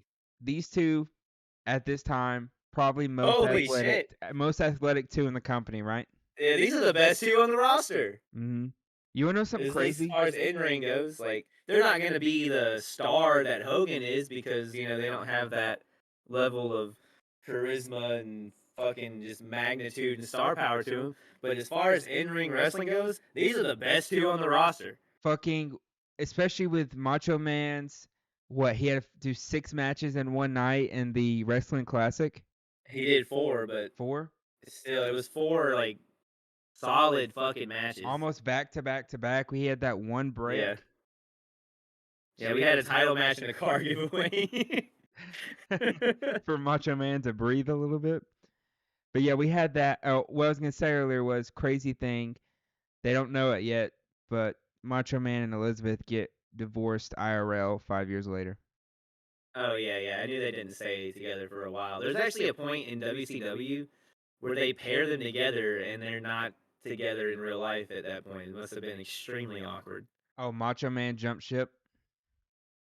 Oh yeah, yeah. There's a we'll get to all that. There'll be several times I feel like we should take a side little path to check out what WCW is doing.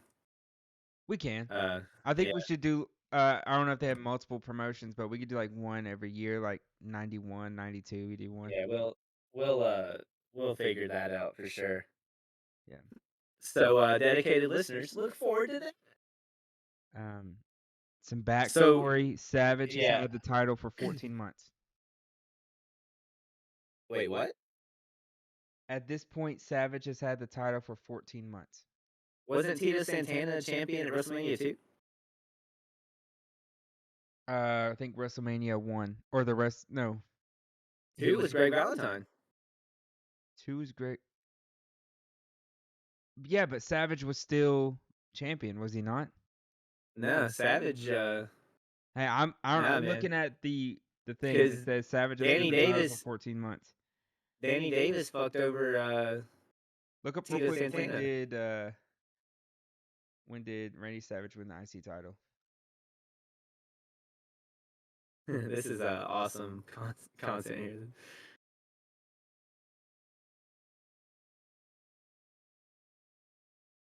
I'm assuming you're gonna edit this little silent part out here, right?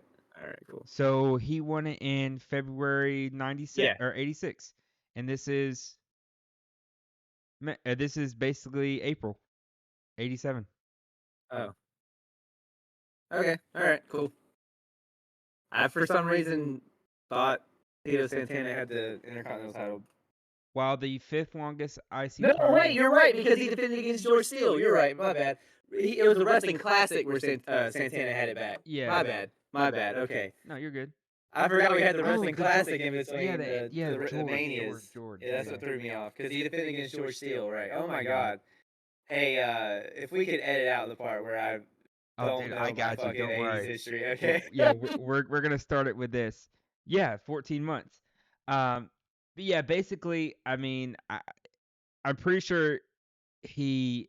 I just looked it up. We were looking it up a second ago.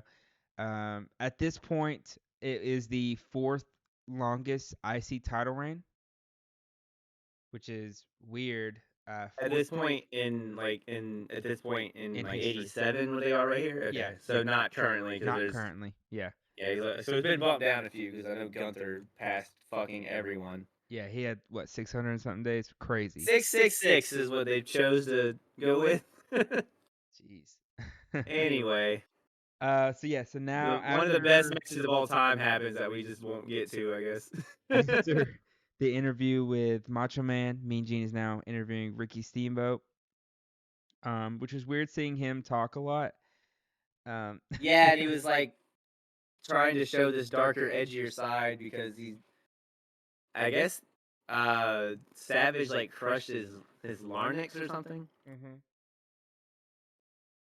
I forgot what happened in the video package, but he and the doctors were saying like I don't know how he's doing this, kind of like the Hulk Hogan type Yeah, of promo in the WrestleMania it 20. was very similar. Very It similar. was very similar, and the doctor's extremely calm, where he's just like, I don't know how he's doing it. Oh, also I gotta mention in the promo video, we get George carrying Elizabeth Yeah, around the ring, and she's screaming like help, and he's just fucking walking yeah, around but with her. she doesn't realize that she should be with George Steele though. That's why it's okay. Reverse Beauty and the Beast, like I mentioned last episode. Yeah, except she doesn't want to go with the beast. She'd rather be with the asshole Gaston, yeah. because he's a human. Yeah. Mm-hmm. And he also is the Intercontinental Champion, so damn it, he has money. You And know? and Ricky ends the promo with Randy Savage. We have reached our moment, which that's pretty cool.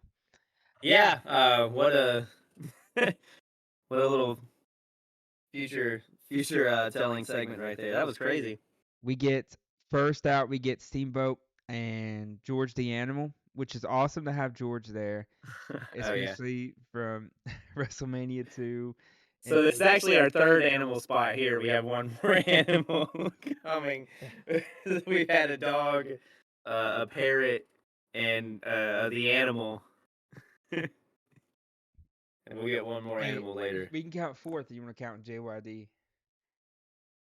I guess you're right. Yeah, he is a junkyard dog. Yeah, that's true. There's a lot of animals on this roster, man. Literal and figurative. And then we get Savage and Elizabeth after that.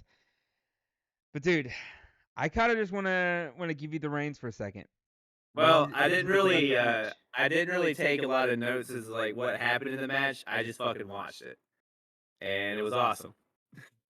During the match, what I have to say about it, Mm. the Steamboat chants gives you Yeah, chills, they wanted dude. him to win that belt so bad. So bad. There, Also, a I great think line. did Okay. they like make the sound louder? Every bump sounded like it was echoing throughout the arena.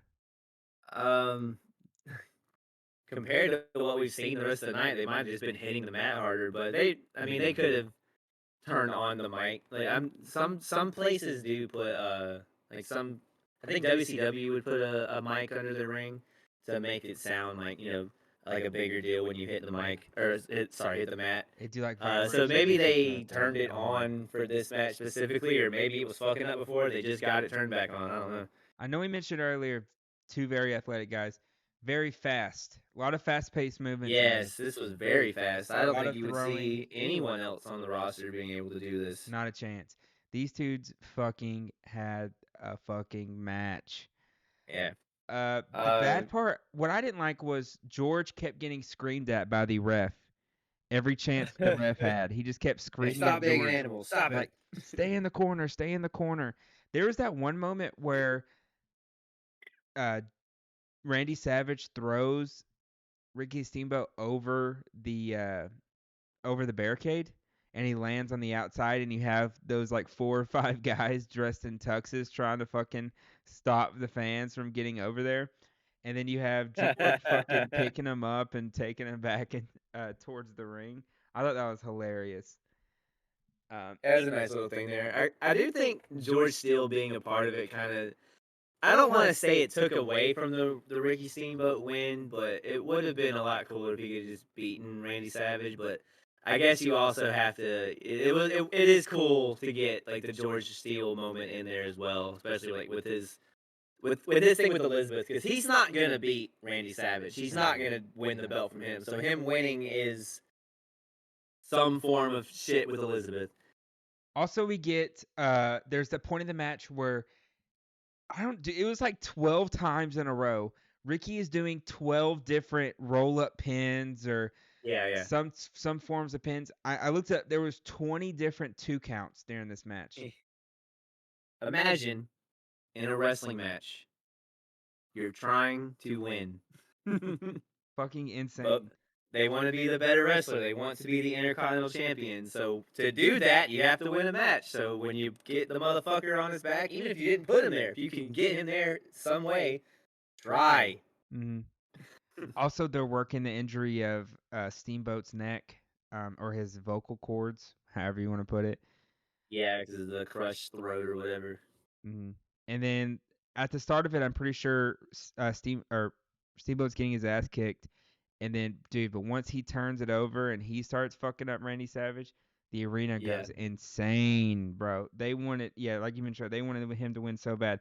And honestly, this match was very long, right? It's probably the longest match. I don't think the Andre Hogan I match believe went it very long. was. Yeah, it was 14:35. Almost 15 minutes. That's crazy. And I could have taken more. To be fair, like I'm glad they ended it when they did. I didn't feel like they overstayed their welcome, but like, I could have watched a few more minutes of it. mhm. Yeah, especially with how fast paced it was. Like, I don't understand how they had that energy. How can they keep doing this? And how is how is fucking Randy Savage running around the ring outside while also when he gets back in the side trying to throw Steamboat or suplex Steamboat or jump off the top rope and do all this other shit. The part where Savage throws Steamboat into the referee and the referee falls on the ground for 12 minutes and then Savage hits that beautiful elbow off the top rope. So upset. Like, I understand, of course, why not have Steamboat win, but dude, was that not beautiful? Oh my Oh yeah, god. yeah. And then he's like, 1, 2, 3. He's like doing it himself, and he's like, what the hell? Yeah, he still even has the visual pin where like he should have won.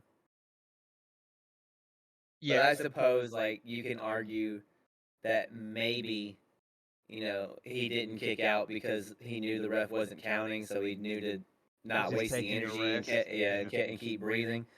And maybe he could have kicked out, but still, that's his fucking finisher. It's WrestleMania. And then we have, so he's mad and he's upset. He's like, what the hell? Like, he grabs the refs, like, count or whatever. So he goes out to the ring and he grabs the bell. First of all, he yanks that shit from uh Yeah. the the bell guy's hands, and I Do know you that shit's gonna hurt his hands. do you think that he would have been able to rip that bell out of Herb's hands? Hell no, dude. Herb? What was Herb famous for? I forgot. Where's Herb? Where's Herb? Where's Herb? How the fuck He's did he remembered lose for that? being the Burger King dude or something because the Wendy's The girl was on the Wendy's other girl. show. Yeah, Yeah. Wendy's girl. No McDonald's rep in this show, by the way. No, no McDonald's. Wendy's girl famously got kicked out of the Wendy's commercial and went Yeah, to fucking like Save a Lot or yeah. some shit. For finding the beef somewhere else. Yeah. She's in fact found the savings somewhere else. All right. So yeah, the fucking greatest match ever. But also, so what I liked about George here is, so let's say the ref gets up and there's a storyline where it's a DQ and Steamboat doesn't win it.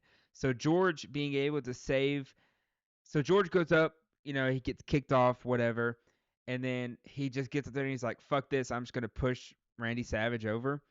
And then how does it end? I forgot. Does he just He catches him with like some kind of roll through or something, doesn't he? Like I I think said, he I body watched it like slams a him week and a first, half right? ago. Yeah, we might have to Yeah, edit so out. Savage picks him up. Steamboat went for a body slam, and Steamboat rolled through, and 1, 2, 3, Yeah, that's Steamboat what it wins. was. Yeah. Mhm. Huge ovation, crazy, Yeah, they insane. lost their shit. They lost their minds, bro. There's a great quote from Ricky Steamboat about this match where he says that Hogan and Andre sold the show, but we're gonna steal it. And goddamn if he didn't, because this is by far one of the. I think it holds up as one of the greatest matches of all time. Mhm. I feel like there's matches that have happened that I liked better personally, but wrestling wouldn't be what it is today and would not be what it's going to become as we'll see in the next few years without this match. This pushed like the style in a different direction, in a more like exciting direction. I think like this, there's not been anything close to this on any show we've watched so far. This helps Randy Savage become heel, I mean babyface after. Absolutely. Like, how could you not like anybody involved in this? This is easily like there's no, like I said, there's no match that's come close to this so far. This is the best match that we've reviewed No, I agree. so It's far. first 5-star match. That shit was insane. And You won't believe that Dave Meltzer gave it 4.5. what, what, what's the other half? If I know what was it missing? Oh, the clean finish, I guess. George the Animal proposing to Elizabeth after and she's saying yes. Well, brother, they didn't go to 6 stars back then. Yeah, That'd have been too much. that's insane. 4.5, dude. Just give it the extra fucking half. It's not But, gonna fucking kill you. either way, the main point, like, there's not enough good things you can say about this, and I think it holds up very well. Like, even, somebody that has like, I never watched the '80s. I started Attitude Era and then got, heavily into it the more I got on and got interested myself, and then kind of kept up with what the modern shit looks like. This holds up every bit. Like, I watched this and didn't think for a second like this shit looks outdated. It never, I never got bored. It never dragged. Like, from beginning to end, this match was exciting. It was fun. There's a lot of great shit happening. They never slowed down. It felt like they Constant never action. started taking it easy. They never started taking it easy and like coasted. It's just like they never did the roller coaster up and down shit. They just kept going up and it until we finally got there. It was awesome. Do you think Four and a half, man. do you think that the placement of this match towards so right now we're kind of in the third act. Okay, so here's the thing about why I guess it's kind of okay for this match to be where it is. Okay. The next matches are Jake Roberts and Honky Tonk Man and Killer Bees, Iron Sheik, and Nikolai Volkov. They knew Randy Savage and Steamboat, one way or the other, whether they thought they were going to do this or not. They knew that this match was going to be next level shit. Really fucking good. There's no way, like, you're going to give this, but then you're going to go to Hogan Andre being very slow paced and just build to a body slam and a leg drop. So now we are putting these two matches here as like a way to bring the pace down a little bit, kind of bring the energy back down so Hogan can bring it back up himself. Also, they can, cut down the times. I hate that for wrestlers, but let's say, Oh yeah. Also, they don't have to worry about Jake Roberts and the Killer Bees taking up too much time, and Randy Savage and Ricky Steamboat need to go on less time because Hogan and Andre are main event. They can go here, and then if they accidentally go too long, we'd be like, hey, Killer Bees, take a minute or two off. Mhm. Yeah. You don't want that match to be hurt, and Hogan and Andre are gonna go how long they're gonna go regardless. They're the main event. They're the big draw. But you don't want to take you don't want too much time to be taken from. You don't want any time to be taken from Randy Savage and Steamboat. But if they end up going a little long, there's some expendable people here in the middle, and not expendable as in like fuck then they suck, but. Jake Roberts and Honky Tonk Man and Killer Bees versus Sheik and Volkov is not as important to WrestleMania as Randy Savage and Ricky Steamboat or Hogan and Andre. See what I'm saying? Yeah. No, I got you. So yeah, so I guess you're right. Like this is the perfect slot for this. It's also a palate cleansing too, like I said. So now like we can go back to man, that fucking last match was really cool though, right? I won't Jake's gonna throw a snake out at some point. I'll start paying attention then, you know. Like no one again, we talked about this last week. Like, what is the Jake Roberts move that's not the DDT or throwing a snake at him? I watched this Jake Roberts match and I still can't answer that question. Well, let's get into it. We got next we got Mean Gene talking to Jake Roberts with singer Alice Cooper. No clue who the fuck Alex Cooper is. Sorry. Do you have any He's idea? a fucking musician. He's a rock star. Yeah, that's all. That's all I got from him. I thought he was in Kiss. I guess not. No. The way he dresses and the way he looks, I thought. But yeah. I am excited we get Honky Tonk Man. Mm.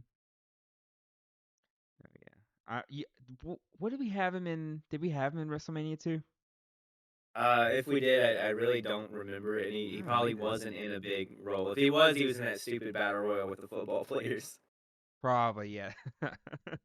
Dude, should have had a football player win. Just saying.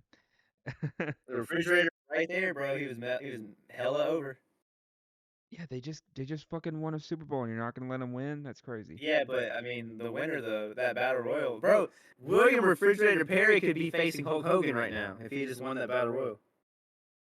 That would be insane. What a fucking Yeah, rabbit hole that imagine would that have been. reality. Yeah, he pulls Andre over. I mean, shit, we got We got Mr. T in a main event. Why not the fridge? Yeah, why not, man? But yeah, so Hey, so to Jake Roberts and Honky Tonk Man, good luck following that shit. yeah, and it was such a downer, bro. It was such a downer. I don't remember anything specific about it, but I just wrote that I love the Honky Tonk Man promo. Mhm. I just don't remember anything specific about it. I just love the Honky Tonk Man in general, like as a gimmick. It's clearly like an Elvis ripoff, but he plays it as like Elvis is ripping him off. It's wonderful.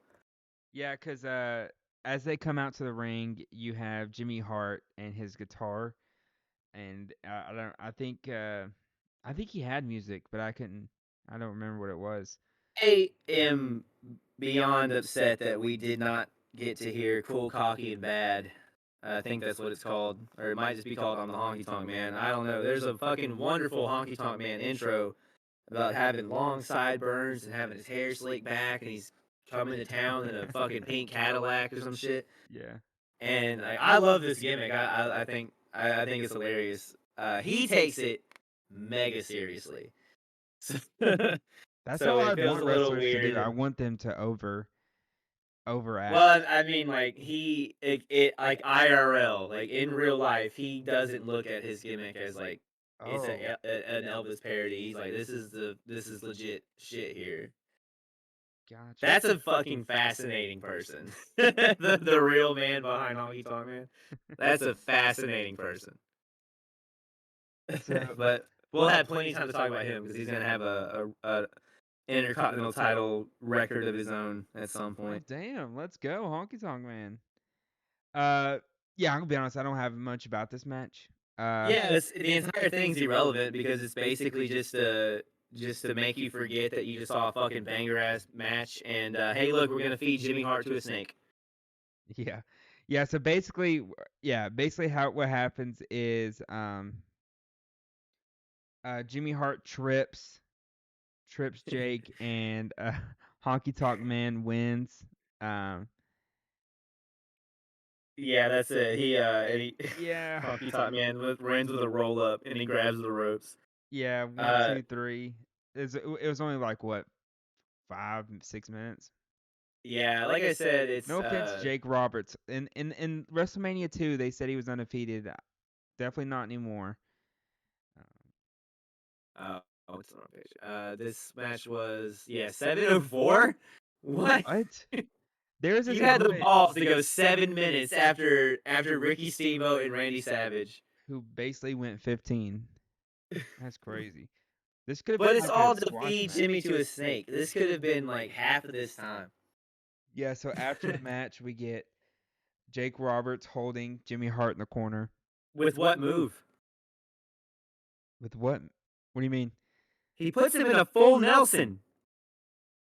Oh, you're right. And he's We holding. had a whole thing about this move earlier. Yeah, and he's So Jake holding his Roberts. legs around his front, like he has Oh one yeah, leg trapped in front of he is him. making it very awkward. Hmm. Which further proves that who we still don't know who the master of the full Nelson is tonight. It's definitely not Jake Roberts. And then yeah, we get the snake thrown on him, which is honestly anybody in that position, I would you gotta hate it, even if you're having to take it. Like if Yeah, I'm I Jimmy mean, Hart, it's just like this shit fucking sucks. yeah, but he's probably making bank. So, just take the domesticated snake tongue or whatever the fuck they're doing. Like, I'm sure that there's some horribly inhumane thing happening to that snake to make sure that he doesn't or can't hurt somebody. I don't know. Do you notice that this snake was fucking massive and was not the snake from last time? This is the first time the snake's referred to as Damien, I believe. Yeah, they mention it a lot. Like, oh, Alice has Damien. Alice has Yeah, Damien. dude, that snake looked miserable. You're kind of like the snake whisperer here. I don't know. The snake just looked unhappy, dude.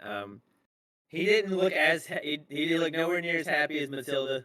Matilda just looked so fucking startled and like had no clue what was going on. Frankie was chill. They should George the animal, he was just in love with rename it Elizabeth. WrestleMania Animals Era or some shit. I meant to make the joke when George Steele got involved in the in the Randy Savage match that I was like, this is. I meant to say like this is why you can't have animals in matches because you can't tell when they're gonna get involved like this. But I forgot. So here we are, one animal appearance later. You said it now. That's all that matters. Yeah. All right. Cool. But so next after that, real quick, Howard Finkel comes out with Mean Gene. Yep. A Basically, ring announcer ring announces an announcer to the ring to make an announcement in the ring. basically they're saying 93,000 people are there. But if you look it up 93,173. if you Yeah. Okay, dude. if you look it up online, the max amount of people that can fit in that ring, not even counting Okay. the part where they have to cut off for the Okay. entrance, it's Let's talk about this number real quick. 78,000. Let's talk about this number real quick. Okay. And I'm sorry to like talk over you there. I'm sorry. No. What's up? These numbers are historically so inflated, so exaggerated. But I've heard over the years that when they say these numbers, they're literally counting goddamn everybody, to paid people, to staffed, to staff in the actual like arena itself, Wrestlers to in the the back people and that are everything. that wrestlers in the back, And they people probably that are have their involved in family production. members back there Yeah. with them. Yes, all of these people, all of this is a head count. That's the number. Also, here's the other argument. They do this as a part of the show. Mm-hmm. So, in real life, WrestleMania 3 had 78,000 paid attendance.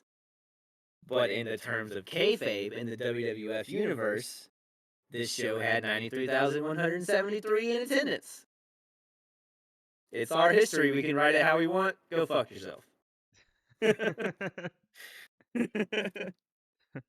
But after this, we get the my second favorite wrestler is back. Yes, he is, buddy. We get the Iron Sheik and my goat, Nikolai Volkov. They've got a new manager now. They do. It was Slick, right? Yeah, they got Slick. Yeah, no more Freddie Blassie. Classy Freddie Blassie. I miss him already. I love that Slick's shirt is still just ripped the fuck up from earlier. Yeah. And so so they come out first. We have Slick saying, "I need everyone to stay calm and stand for the Soviet national anthem." Fucking love it every time. Yeah, every time, man, every time. Love it. And of course, we've heard two national anthems. We heard it in WrestleMania 1 and we heard it in WrestleMania 2. And the Wrestling Classic. Wrestling Classic, but he got, who was it? That messed him well, up? Dynamite Kid got him off the top rope, but it was literally the second the anthem ended, because I thought there's no way they would actually ever interrupt the anthem. But as he's turning around to get rid of the microphone, yeah, Dynamite Kid hits him off top rope. But you'd think that this one was going to be good, but nope. Out comes first appearance, Hacksaw Jim Duggan. Jim Duggan's here, baby. And why? He is not having any of this bullshit. He has he has an American flag bandana on the top of his 2x4. These foreign assholes have forgot where we are. Hell no. Yeah, this ain't fucking Russia, buddy. This is fucking Hacksaw's hometown or home country. It's not his hometown. Why is he not just wrestling? I don't know. I thought. Okay, so they get rid of Hillbilly Jim and you put Big John Studd in that match, and then you do Hillbilly Jim and Hacksaw Jim Duggan versus Volkov and Sheik. I think that's how you fix those matches. Or maybe. Well, no, it couldn't be because they're British. Like maybe he's better with the fucking Bulldogs, and then Santana can be here because why not? But Justice Warrior. yeah, so but no, you can't have the USA guy with the British Bulldogs, even though they're good guys. He wasn't just good. He wasn't gonna allow Volkov to sing "Asshole." Fuck you, Hacksaw Jim Duggan. I saw him. How dare this dude be proud of where he's from? I saw him at that same Chris Masters Huntsville, Alabama live event. Hacksaw was there. I have a funny story that involves Jim Duggan, but doesn't involve Jim Duggan at all. Okay, yeah. What is it? Um, so when obviously since I've gotten into wrestling, I see a lot more like especially older generation wrestlers that pop up on social media around me. Like I'm friends with people that are on shows with them or like, you know, they've been on shows that I was at or something and there's a fuck ton of pictures. So I see this kind of stuff a lot. And one time a dude shared a picture of Hacksaw Jim Duggan and for some reason, Facebook facial recognized him and sent me a notification that someone might have put me in a picture and asking if it would like to tag myself in it. So I clicked What? yes. Yeah, I clicked yes. So for a minute, I was saw Hacksaw Jim Jim Duggan. Duggan. Saw Jim Duggan's face was tagged as Cameron Keys until they fixed it. They took it off. They were like, remove that tag. That's awesome. How'd you get that lucky? I don't know, man. I Also, don't know. I saw Hacksaw Jim Duggan in person maybe when I was. I look nothing like Jim Duggan. I don't know why. I don't What know year why it was thought this? this was like 2016, maybe. What the fuck? Yeah, 16, And 17. he's in his He sixties, had done and some. you're in your Yeah, 20s. That's some bullshit. yeah, yeah. He had done some like local indie show nearby, or like a state over or so, and someone I had met before, or wrestled with, or something, shared the photo of him being there. Yeah, And just it's be just like, like, yep, is that's this me. you, Cameron Keys? Like, yeah, you goddamn right it is, yeah. Yeah, hell yeah, that's me. I didn't get as much free publicity off that as I was hoping for. I should have done more with it, bro. I should have made a big deal of being untagged and like called out Jim Duggan or something. I should have done. I don't know, man. If you're out there, Jim Duggan, you Fuck son of a you. bitch, yeah, you son of a bitch, you come down to Pro South and you fucking winner Interrupt gets my tagged. anthem. If I beat you, I get tagged in every one of your pictures. And if you beat him, you'll never sing that national anthem ever again. Yeah, I'll never ever. I promise, if he beats me, I'll never sing the Russian national anthem ever again. Yeah, we'll have to retire that shit soon. Uh, yeah, I mean, it was just another quick match. They're literally just Yeah. getting you ready for the main event. I feel like this match could have gone on longer, but as I kind of said earlier, I think this match was cut due to the Oh yeah. Yeah. Steamboat and Savage match, especially because we're getting close to that 3 hour mark, and the build up to the main event, the promos and everything, that's gonna be about 5 to 10 minutes, and then Andre going to the ring and his pop, and then you got Hogan's pop after. Um, so yeah, so it's kind of sad because Iron Sheik, I feel like in every pay per view that we've watched has gotten the short end of the stick. He's won some and Well, he wins here, but he's not like that main guy. Like he's not that main event guy. He's not his time's kind of gone. He's a former champion. He was like a late '70s guy. He's who Hogan beat for the belt. okay. So he's kind of winding down his career here. So that's why he's in a That makes tag sense. team with I mean, Volkov. His yeah, and he tag looks matches are less older, so demanding. yeah, that Yeah. does make sense. He very much still wrestles that '70s style. I actually was gonna point out here. I'm glad you started talking about this to remind me I was gonna bring this up. I noticed here that this was kind of the last of that late '70s, early '80s style. Like when we watched WrestleMania 1, the style was way different than it even is right now Mhm. in these matches. It was like mostly strike, strike, strike, kick, kick, kick, shoot him off the rope and still just fucking kick him, run off the rope and still just fucking kick him. But Sheik and Volkov and maybe like one or two others like Valentine and a few others, they're the only ones really still doing that. Like we're kind of seeing a little era change, a little bit of evolution here. And it's I hadn't really noticed it until this match because it's the fucking killer bees that they're wrestling.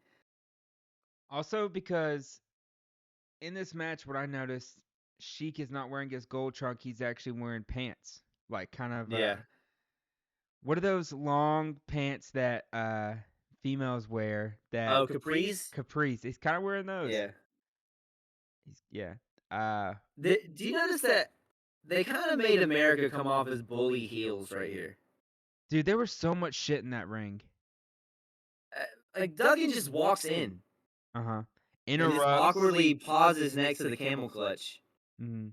and just hits him with the 2x4. Who's he he's chasing Volkov, right? Around, Yeah, and then yeah, yeah, Sheik has him in the camel clutch, and then he looks at the crowd, and then he looks back behind his head, and then he just hits him with a 2x4, and it's over. yeah. And the Killer Bees aren't the least bit upset that this asshole just cost them a tag match. Though to be fair, he was probably about to fucking lose it locked in the camel clutch, but Mhm. I thought this finish was stupid as fuck. But it's between the Intercontinental title and the main event, so it's not here to be like, oh, but that tag match though, it's And there here was to, again also to bring the energy probably down. And something 2 weeks before that we didn't see where I'm sure there is because they're Sheik telling was a lot out of stories there. now. Yeah, They've Sheik got was in the ring talking to Volkov, and then Hacksaw made his debut, and he's like, "This is America, man. We're not about to have that Russian and Iran shit here." oh yeah, you're probably right. Ooh. Yeah. But yeah, as you just mentioned, Hacksaw hits Sheik in the back of the head with the 2x4, and thank God the good guys win. Volkov and Sheik. Well, my good guys. Fuck the Yeah, Killer Bees. no Um, social justice warrior to talk about how we shouldn't be hitting people with 2x4s in the middle of their fucking matches yeah, or their anthems. that's the right thing to do. Oh, also we didn't bring up their names again. B. Brian Blair and Jim Brunzell. Yeah, jumping. Is it jumping Jim Yeah, Brunzell? jumping Yeah. Jim Brunzell. Cool. Hey, little fun fact here is that I don't know if he does at the time of this match, but Iron Sheik fucking hates B. Brian Blair. I What for? don't know because Oh, he's the okay. Iron Sheik. That's all you need. We did get the Iran number one, Russia number one, uh, before the match started, which USA. is good. Yeah, would have been cool to see Duggan wrestle. If he was gonna be here, but whatever. Yeah. I mean, just turn this shit to a fucking 3-on-2. Not have him fucking be on the outside and just fucking do his shit or whatever. But yeah, so after the match, we go backstage. Wait, real quick. No, Okay, I, go ahead. I am so Hit me. mad they didn't have Jim Duggan just fucking wrestle. I'm sorry for keep on this match. I don't know why. They should have just had him wrestle. I don't understand. Fuck the Killer Bees. Fuck Blair and Jim Just have him Brunzell. wrestle Volkov or Sheik, bro. Yeah, in a one-on-one. That's just so stupid.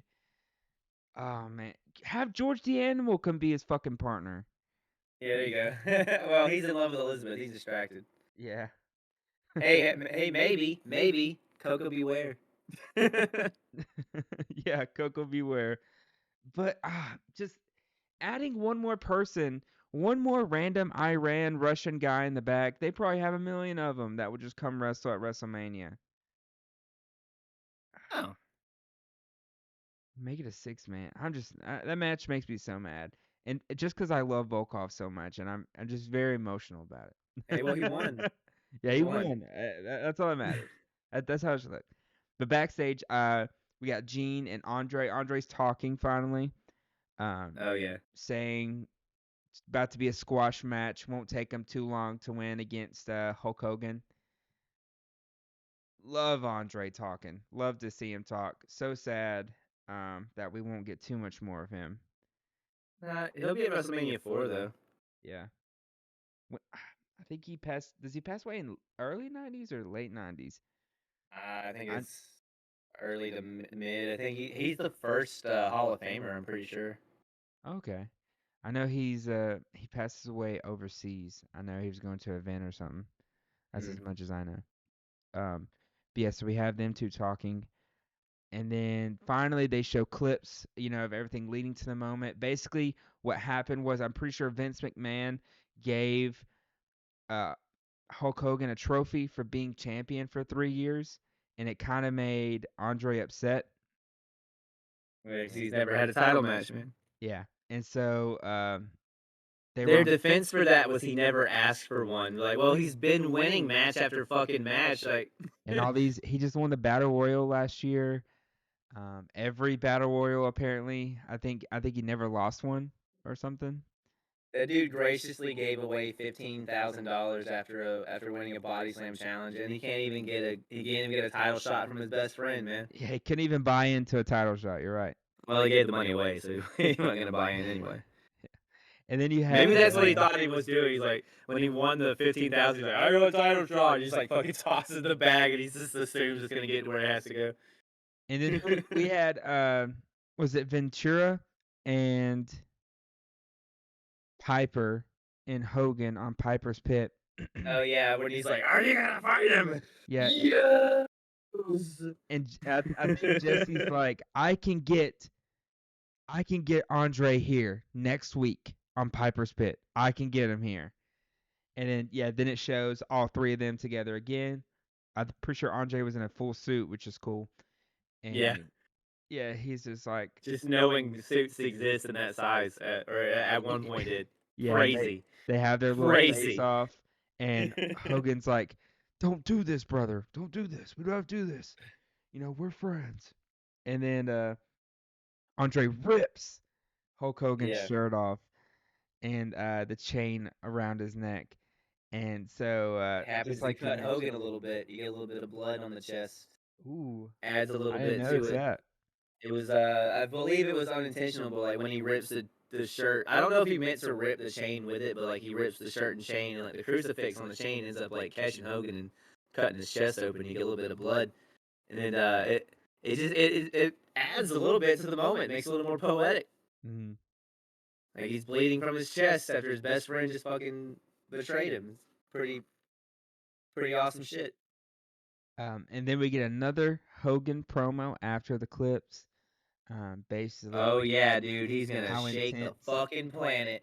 Yeah, and Everyone's gonna die when I slam Andre the Giant because it's gonna fucking collapse. he was saying he was taking like supplements. His supplements were working on him or something. Oh yeah, bro. Vitamins, I Well, think is what he said. he's always eating the vitamins, Yeah. and saying the prayers. He's How Um. weird was it for you that in these Piper's Pit segments, Hogan's literal worst enemy before now is demanding that he stop being a bitch and fight Andre the Giant. Like Yeah, Roddy Piper is like, "Are you gonna fight him?" and I guess what I liked about it was I feel like that's helping Piper become a good guy because Yeah, of course. It's just with us not with us not watching the shit every building up to episode, this, and like, yeah. yeah, we're literally jumping forward a year Mhm. and just seeing how much stuff has changed in a year. Like Piper's going off to Hollywood and he's a baby face now. And we're Andre's seeing a evil. lot of Piper's Pit, which I liked. I think we saw it 4 or 5 Yeah. times throughout the whole show. So, Yeah, so a lot of stuff happened on Piper's Pit or the flower shop, depending on, and when in history. I prefer how they did it then, like an actual studio, Yeah. than how they do it now, like Miz TV or the Uh, KO show. it's just more pleasing to watch it live than if Mhm. you're at a wrestling show having to watch it on a screen as well. Like the whole point of going to live wrestling is to see the shit happen live.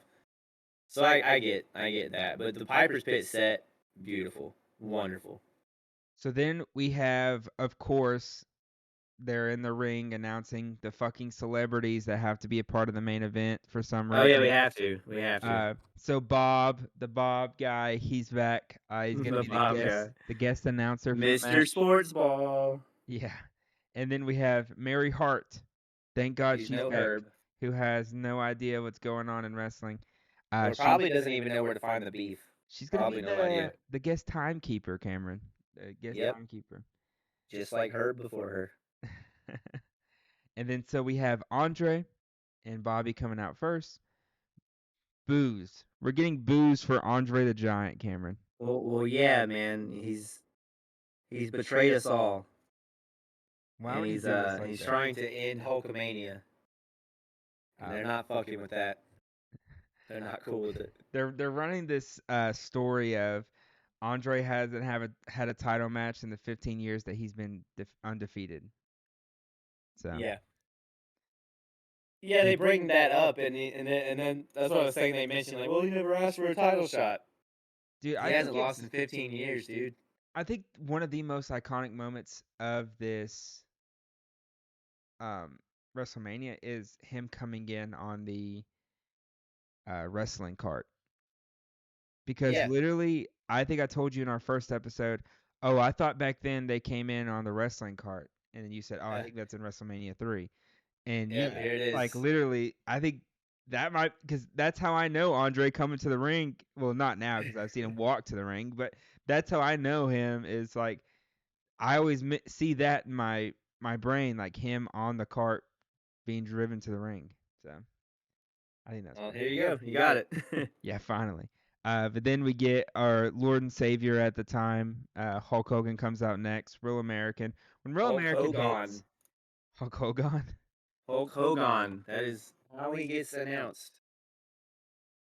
In the height of Hulkamania, they are saying Hulk Hogan. Jesus Christ. Hey, they were pelting Andre and Heenan with trash. Yeah, they weren't. I always wonder if they've ever had like a full, like someone just bought a Coke just to throw it at Andre the Giant. Could you I imagine that? wonder. I wonder. And then now he's fucking soaking wet going to this ring. There are people that have talked about like having batteries thrown at them. That must suck. Jesus. And people use batteries to break windows and stuff. Yeah. And heels faces. Nice orbital shot. Hit him in the fucking eye. Yeah. Hey, so this is the first time Okay. in WrestleMania history where we've gotten to the main event, and god damn it, did it not feel like a main event. Hogan I and can agree with and that. Yeah. Hogan and Bundy felt important and big, but this felt like WrestleMania big. Hmm. Like this was a fucking moment. Having not seen the match ever because it's honestly not fucking great.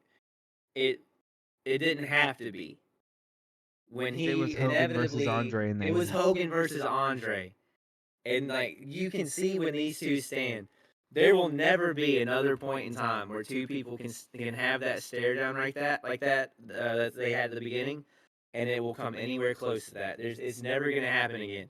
There's some great standoffs. There's great face to faces like Austin Rocks and shit like that, but nothing will Cody ever touch Roman. this Hogan Andre. Even Hogan Rock, as great of a face off and like stare down as that was, it still was not. It did not feel like this. Like it felt like when Hogan slammed Andre the Giant, it felt like wrestling was like it became a thing now. It wasn't like WrestleMania definitely did.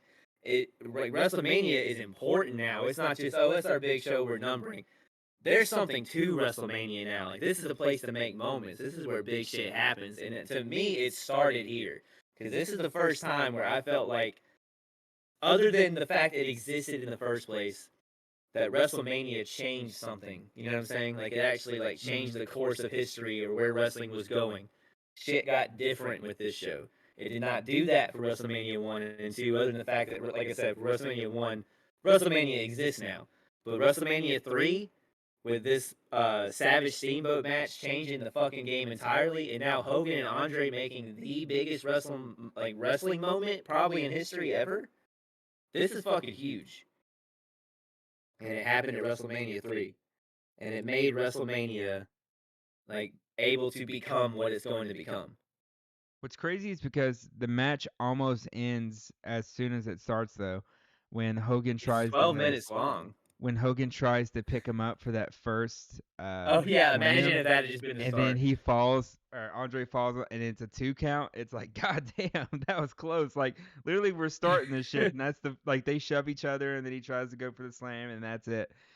Dude, how nervous does Hogan have to be, knowing that he has to try to fucking slam him, and it has to all work out to the way it looks, just so like I he have no does. doubt that he's able to slam Andre before this. Really, like I some have John zero Cena doubt. shit where Yeah. he can pick up two guys I at once.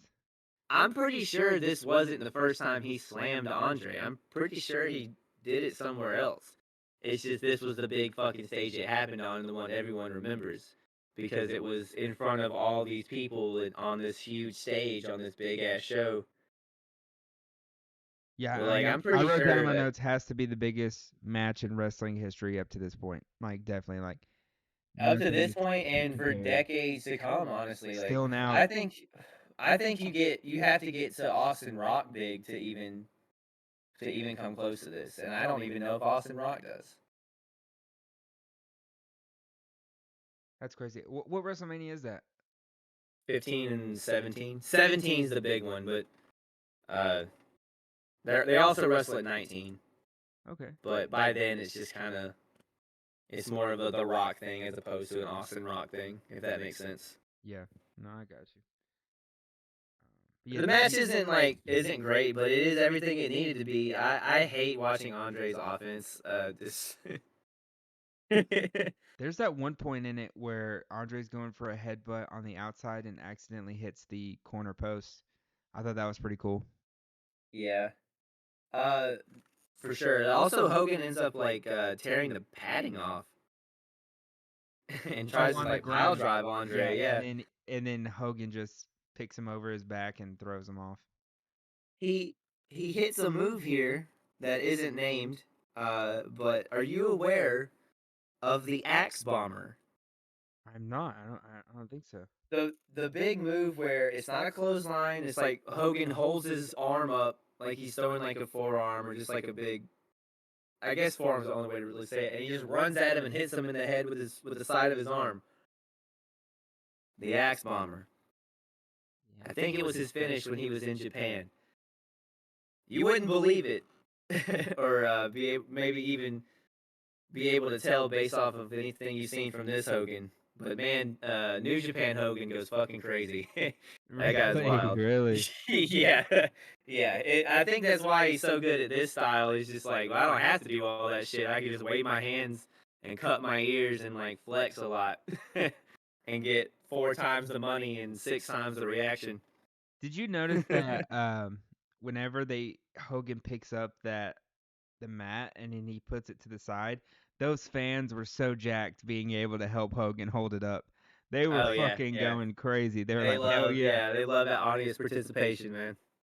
Hell People yeah, will dig Hogan, that let me shit, hold this for especially you, back brother." then. The only other note I have really is that I liked heel Andre, even Mhm. though I don't really like his Scarier. offense Way entirely too much. It is scarier. scarier. There's the point where he literally just picks up Hogan by his truck, like his trunks, and he just carries around like a fucking child. Um, and man, Hogan chops the shit out of him several times. Like Hogan chops were pretty crazy. But that's really all I had entirely for the match. Like I said, it wasn't great, but goddamn, did the crowd not lose their fucking mind on that body slam? Yep, so if you don't already know, they get back in the ring and they're both, very tired at this point, especially Andre. Surprised he made it 12 minutes. But yeah, basically he's like teetering toward him, and Hogan goes for it and slams him on the ground, and then we get the Crowd famous. fucking loses it. Yeah. You think at that point, if you were gonna make a top five biggest crowd pop moments, that has to be number one. Yeah, I can think of maybe one or two that could surpass it, but yeah, this is the big one. This crowd lost their fucking mind, and every bit of that little killer wave or whatever, it happened. No one died from it, causing a cataclysmic event or anything, but Yeah. you felt the fucking shock in the building when he lifts Andre off the ground. Like you feel everyone's heart stop for a second and just watch that shit happen. There's almost this weird moment where he gets Andre off of his feet for the first time, where there's like this weird gasp at first, like a big collective gasp, and then into the big slam and scream. I've rewinded it Really three beautiful. times. I watched it three fucking times. It's so amazing. That shit's so iconic. Like Yeah, it's every bit the moment that they make it out to be. They don't talk about the match for a reason because you don't need it. This who moment was was all with you needed. Big John Studd? Was it Freddie Blassie? It was Bobby Heenan. Bobby Heenan? Hulk should have said, "Run me my fucking money." Um, Yeah, for real. but after, Well, maybe Bobby Heenan gave it back to Andre now because he's his boy. Or no, here. Oh my God, Landon, this has been planning since WrestleMania 1. When Andre won the $15,000 Battle Royal, he gave Bobby Heenan the bag of money and he said, "In a few years, I'm gonna need you to help me win the belt from Hogan." And here we are. oh, Yeah, long term planning. that's that slow burn shit they talk about.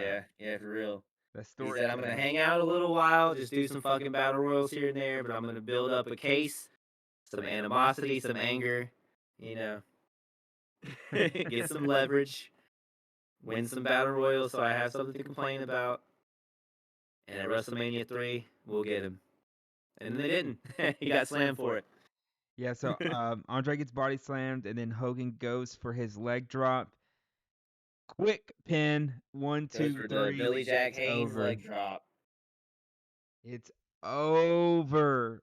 Hulk successfully retains 3 WrestleManias, or he only did it in 2 of them, but 2 WrestleManias he retains. Oh Fuck, yeah. fuck Mr. T. Fuck Roddy Piper. Fuck Bob Yeah. Orton. Get them all out of here. Fuck King Kong Bundy. Thank you, WrestleMania 3, for that main event.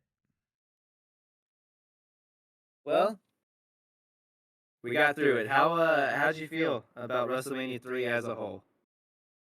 All right, I'm gonna give you my recap. All right, buddy.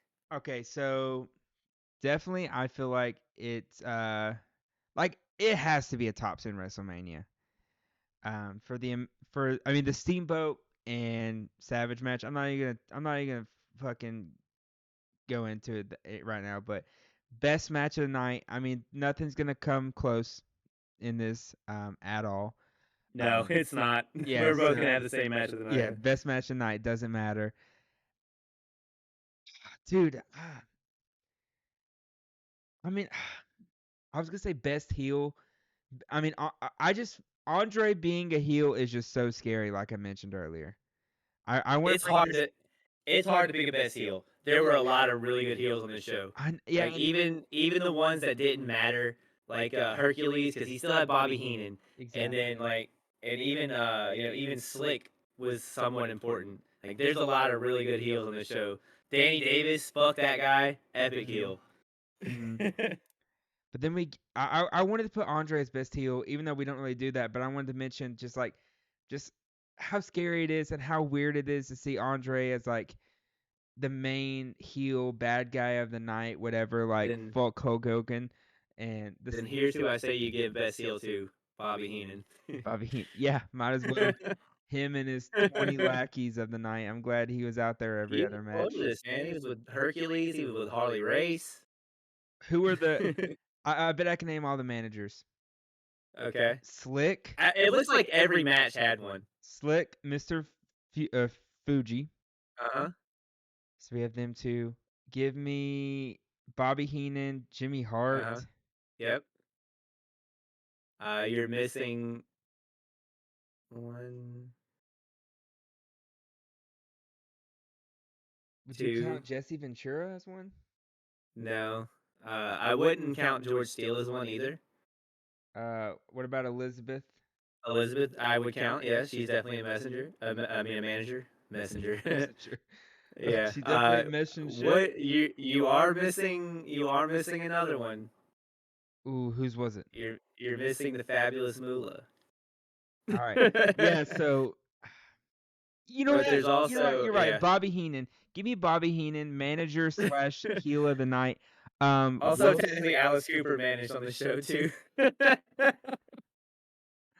worst match of the night. Give me Coco Beware. Worst. Damn, you went with the. Yeah, Give me the Coco Beware match. I Uh, agree. I don't I even agree. I don't even know why the fuck that match even That happened. shit wasn't. Why? Yeah, yeah. Give those 3 minutes. To Give someone those else. 3 minutes to Heart Foundation and Bulldogs, or give them Give me to. 3 more minutes of Macho and Steamboat. Give me 3 more minutes of Monster. How about Harley Race and Junkyard Dog get more than fucking 4 minutes, dude? Yeah, that is true. My favorite person of the night, uh, Ricky Steamboat. Just a babyface winning that good of a match at WrestleMania deserves all the flowers Finally, right? it can. Finally. Exactly. It deserves every That fucking thing it should get. real quick, it just kind of hit me. That is like that might be the actual like standard for a WrestleMania moment. You Okay. see what I'm saying? Yeah. Mm-hmm. Because like the big shit's supposed to happen here. So the hero finally winning the championship from this asshole who's been treating his wife like shit for years. Mm-hmm. Like you want to see it happen at Mania, and it happening here. That's like, Self-proclaiming best athlete, best wrestler on the yeah, roster. The jackass that shows up every fucking week saying, "Fuck you guys, I'm here to get paid and fucking win." No, yeah, I agree. Yeah, worst match was at Coco Beware. Uh, yeah, I mean that's about it. I would rank this WrestleMania. I'm gonna give it 4 King Kong Bundys out of 5. wow. So it was your favorite one so far, It's the best pay per view we've done. really? Yep. Okay. Okay. Well, And here goes. it's the best WrestleMania. How I'd rank the WrestleManias 3-1-2. Just to add that. Okay. It's so weird that this is okay. So, because here's my review. I mentioned earlier that I think maybe some of the luster of me watching the style of wrestling I never watched before is starting to kind of wear off. I, for the most part, didn't really enjoy the show. I thought it's probably my least favorite of the Mania so far. The stuff that was good, it was good, and the stuff that was great was even great. But everything else was okay at best. Like there was a lot of shit we did not need. Like Hacksaw Jim I Duggan. under, yes, I understand the need for a palate cleanser match with you know, and you can easily have it be Jake Roberts getting Jimmy Hart with a snake. I didn't need 7 fucking minutes of wrestling that didn't matter to get to that point. Like I was already kind of down from the Ricky Steamboat, Randy Savage thing. And then by the time we got through the Killer Bee, Nikolai Volkov thing that Jim Duggan just more or less ruined, I was kind of done. But I was also so tired by the time I ever got to, uh, the Ricky Steamboat Savage match. I thought the tag matches, the first one was all right. The Dream Team and Rougeau Brothers was all right. Danny Davis and Bulldogs, and Hart Foundation Bulldogs had a pretty good match as well. But like, dude, the Hercules Billy Jack Haynes thing was enough to take me out of it. The shit with King Kong Bundy was the cringiest shit I'd ever seen. The Harley Race Junkyard Dog segment was fucking terrible, and it was just another thing of Junkyard Dog getting fucked over. Uh, Coco Beware and Butchery, we just talked about that could have been entirely left out of this fucking card. Didn't need it at Um, all. Just a waste of my yeah, time. and there was too much for what felt like filler. And granted, it's as much filler as like the other manias had. But I think just finally the dumbass finishes are getting to me, and seeing other clean finishes mixed in with this just makes me hate them even more. Yeah, well, there's one thing. I think there was more actual winners by pinfall and submission this Yeah. than we've So ever we're had. we're on the right track for that, I guess. Is I just enjoy the other manias more, I guess. And maybe I put this one too high of a standard, or maybe it just seemed like everything else was so bad in comparison to the shit that was so great on this show. Because, like I said, I don't have enough good things to say about Ricky Steamboat and Randy Savage. Like that match was fucking amazing, and it set the fucking pace for what wrestling was gonna be. And then it's every bit as good as people remember it being, and it's every bit as good as they say it was. And Hogan slamming Andre, one of the biggest moments in history. And was it a technical masterpiece? Fuck no. But was it a great moment? Fuck yeah. So I'm gonna give it to King Kong Bundy's. It's the same I gave WrestleMania 1. But for me, I think this one's a little like it. I can't honestly lock in that I think it's the the worst, my least favorite of the Mania so far, because I kind of do like it as much, if not a little better than WrestleMania 1, but I kind of did like 2 a little better. Get the fuck out Um, of here. That's yeah, crazy. I don't know. I know, man, I know, but I think it's because that like new toy, the shininess of the new toy we're doing is just caught up to me because now I've watched a 3 hour WrestleMania one and a 3.5 hour wrestling classic and two 3 hour WrestleManias again. Yeah. So now it's not like, oh my god, wrestling, I'm watching wrestling, I'm having fun. Now it's like, god damn it, dude, it's the same thing I've seen 50 times now. So I think that's just all that is. If I feel like if I watched WrestleMania one, just having watched it 4 or 5 weeks ago now, as long as we've been doing this, I'd probably hate it. But to the little award things here, best performer, I wrote Ricky Steamboat. Obviously, that could go either way with him or Him Savage. or Savage. They're 1 and 2, 1A, 1B. I just thought Steamboat just fucking cranked up to a whole new level. He he's always been, right there with Savage as far as like in ring, his expertise and all that shit. But I feel as though Ricky Steamboat upped his game, whereas like Randy Savage was just already fucking perfect. Does that make sense? So like Ricky Mhm. Steamboat had to dig down more to get that performance, whereas Savage was always going to be able to. Maybe that's an unfair assessment of that, and like, but in my reasoning to give it to Ricky Steamboat, because honestly, like I said, you could give it to either one of these dudes. You could even make an argument for Hogan when it comes to best performer, because that man never stops performing. Best promo. Best Yeah, best match is obviously Savage Steamboat. Nothing's gonna come close. Nothing has come close, and it's probably gonna be a few shows before anything does. But my favorite overall segment was Piper and Adonis because I loved the post-match head shaving spot, and I thought it was a nice little moment. Not Savage, fuck. Piper getting to get that win before he goes off to Hollywood to make his movies. He's about to make like I know one of them is They Live, and the other is Hell Comes to Frogtown. I I think I don't know want what to. I that think I want to means. watch one of them. I think I We think I should want to review watch them. those one day. You know what's crazy? I forgot to mention this. Jesse Ventura is about to be in Predator.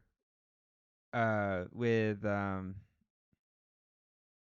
I'm drawing on who plays Sylvester Stallone. Who plays Sylvester Stallone? No, with Sylvester Stallone. Oh, okay. I I say Sylvester they Stallone, I'd imagine. they talk about it in the show, and I totally forgot to bring it up. Oh, okay. But yeah, the shaving thing I thought was really cool. And also, did you notice who helped shave or who helped cut the hair of Adonis? It It was our was boy. Beefcake, right? It was our someone just became a barber, man. So again, a lot of history changing things, a lot of course changing things that happened on this WrestleMania. Oh, I want Best to throw out something real quick. It's Arnold Schwarzenegger, not Sylvester Stallone. That's on me. Continue. Got you. All right, cool. Best moment, Hogan slams Andre. Easily. Yeah, that's what WrestleMania 3 is. And then best promo is Hogan. That fucking promo at the beginning was awesome.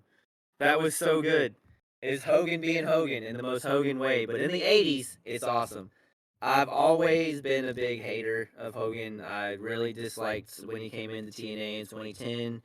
Wasn't really a big fan of like the more I got to know about him, backstage and creatively, and what he was like to deal with professionally. It kind of paints him in a bad light. But when you take all that away and just watch the show in a vacuum and not really care about the environment that goes on behind it because you want to watch it from a fan perspective who doesn't know about all that shit because it's not important to them. It's not what it's about. It doesn't matter.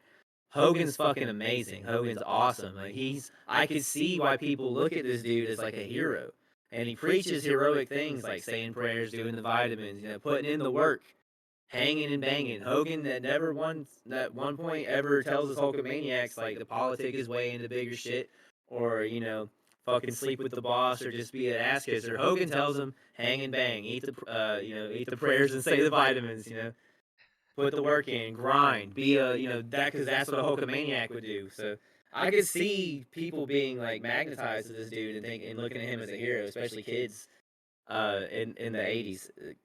I'm a fan of Hulk Hogan now, and I don't know what to do with this. I hate this part of my life now. No, I am too. I agree. Um, yeah. So yeah, we're done with WrestleMania 3.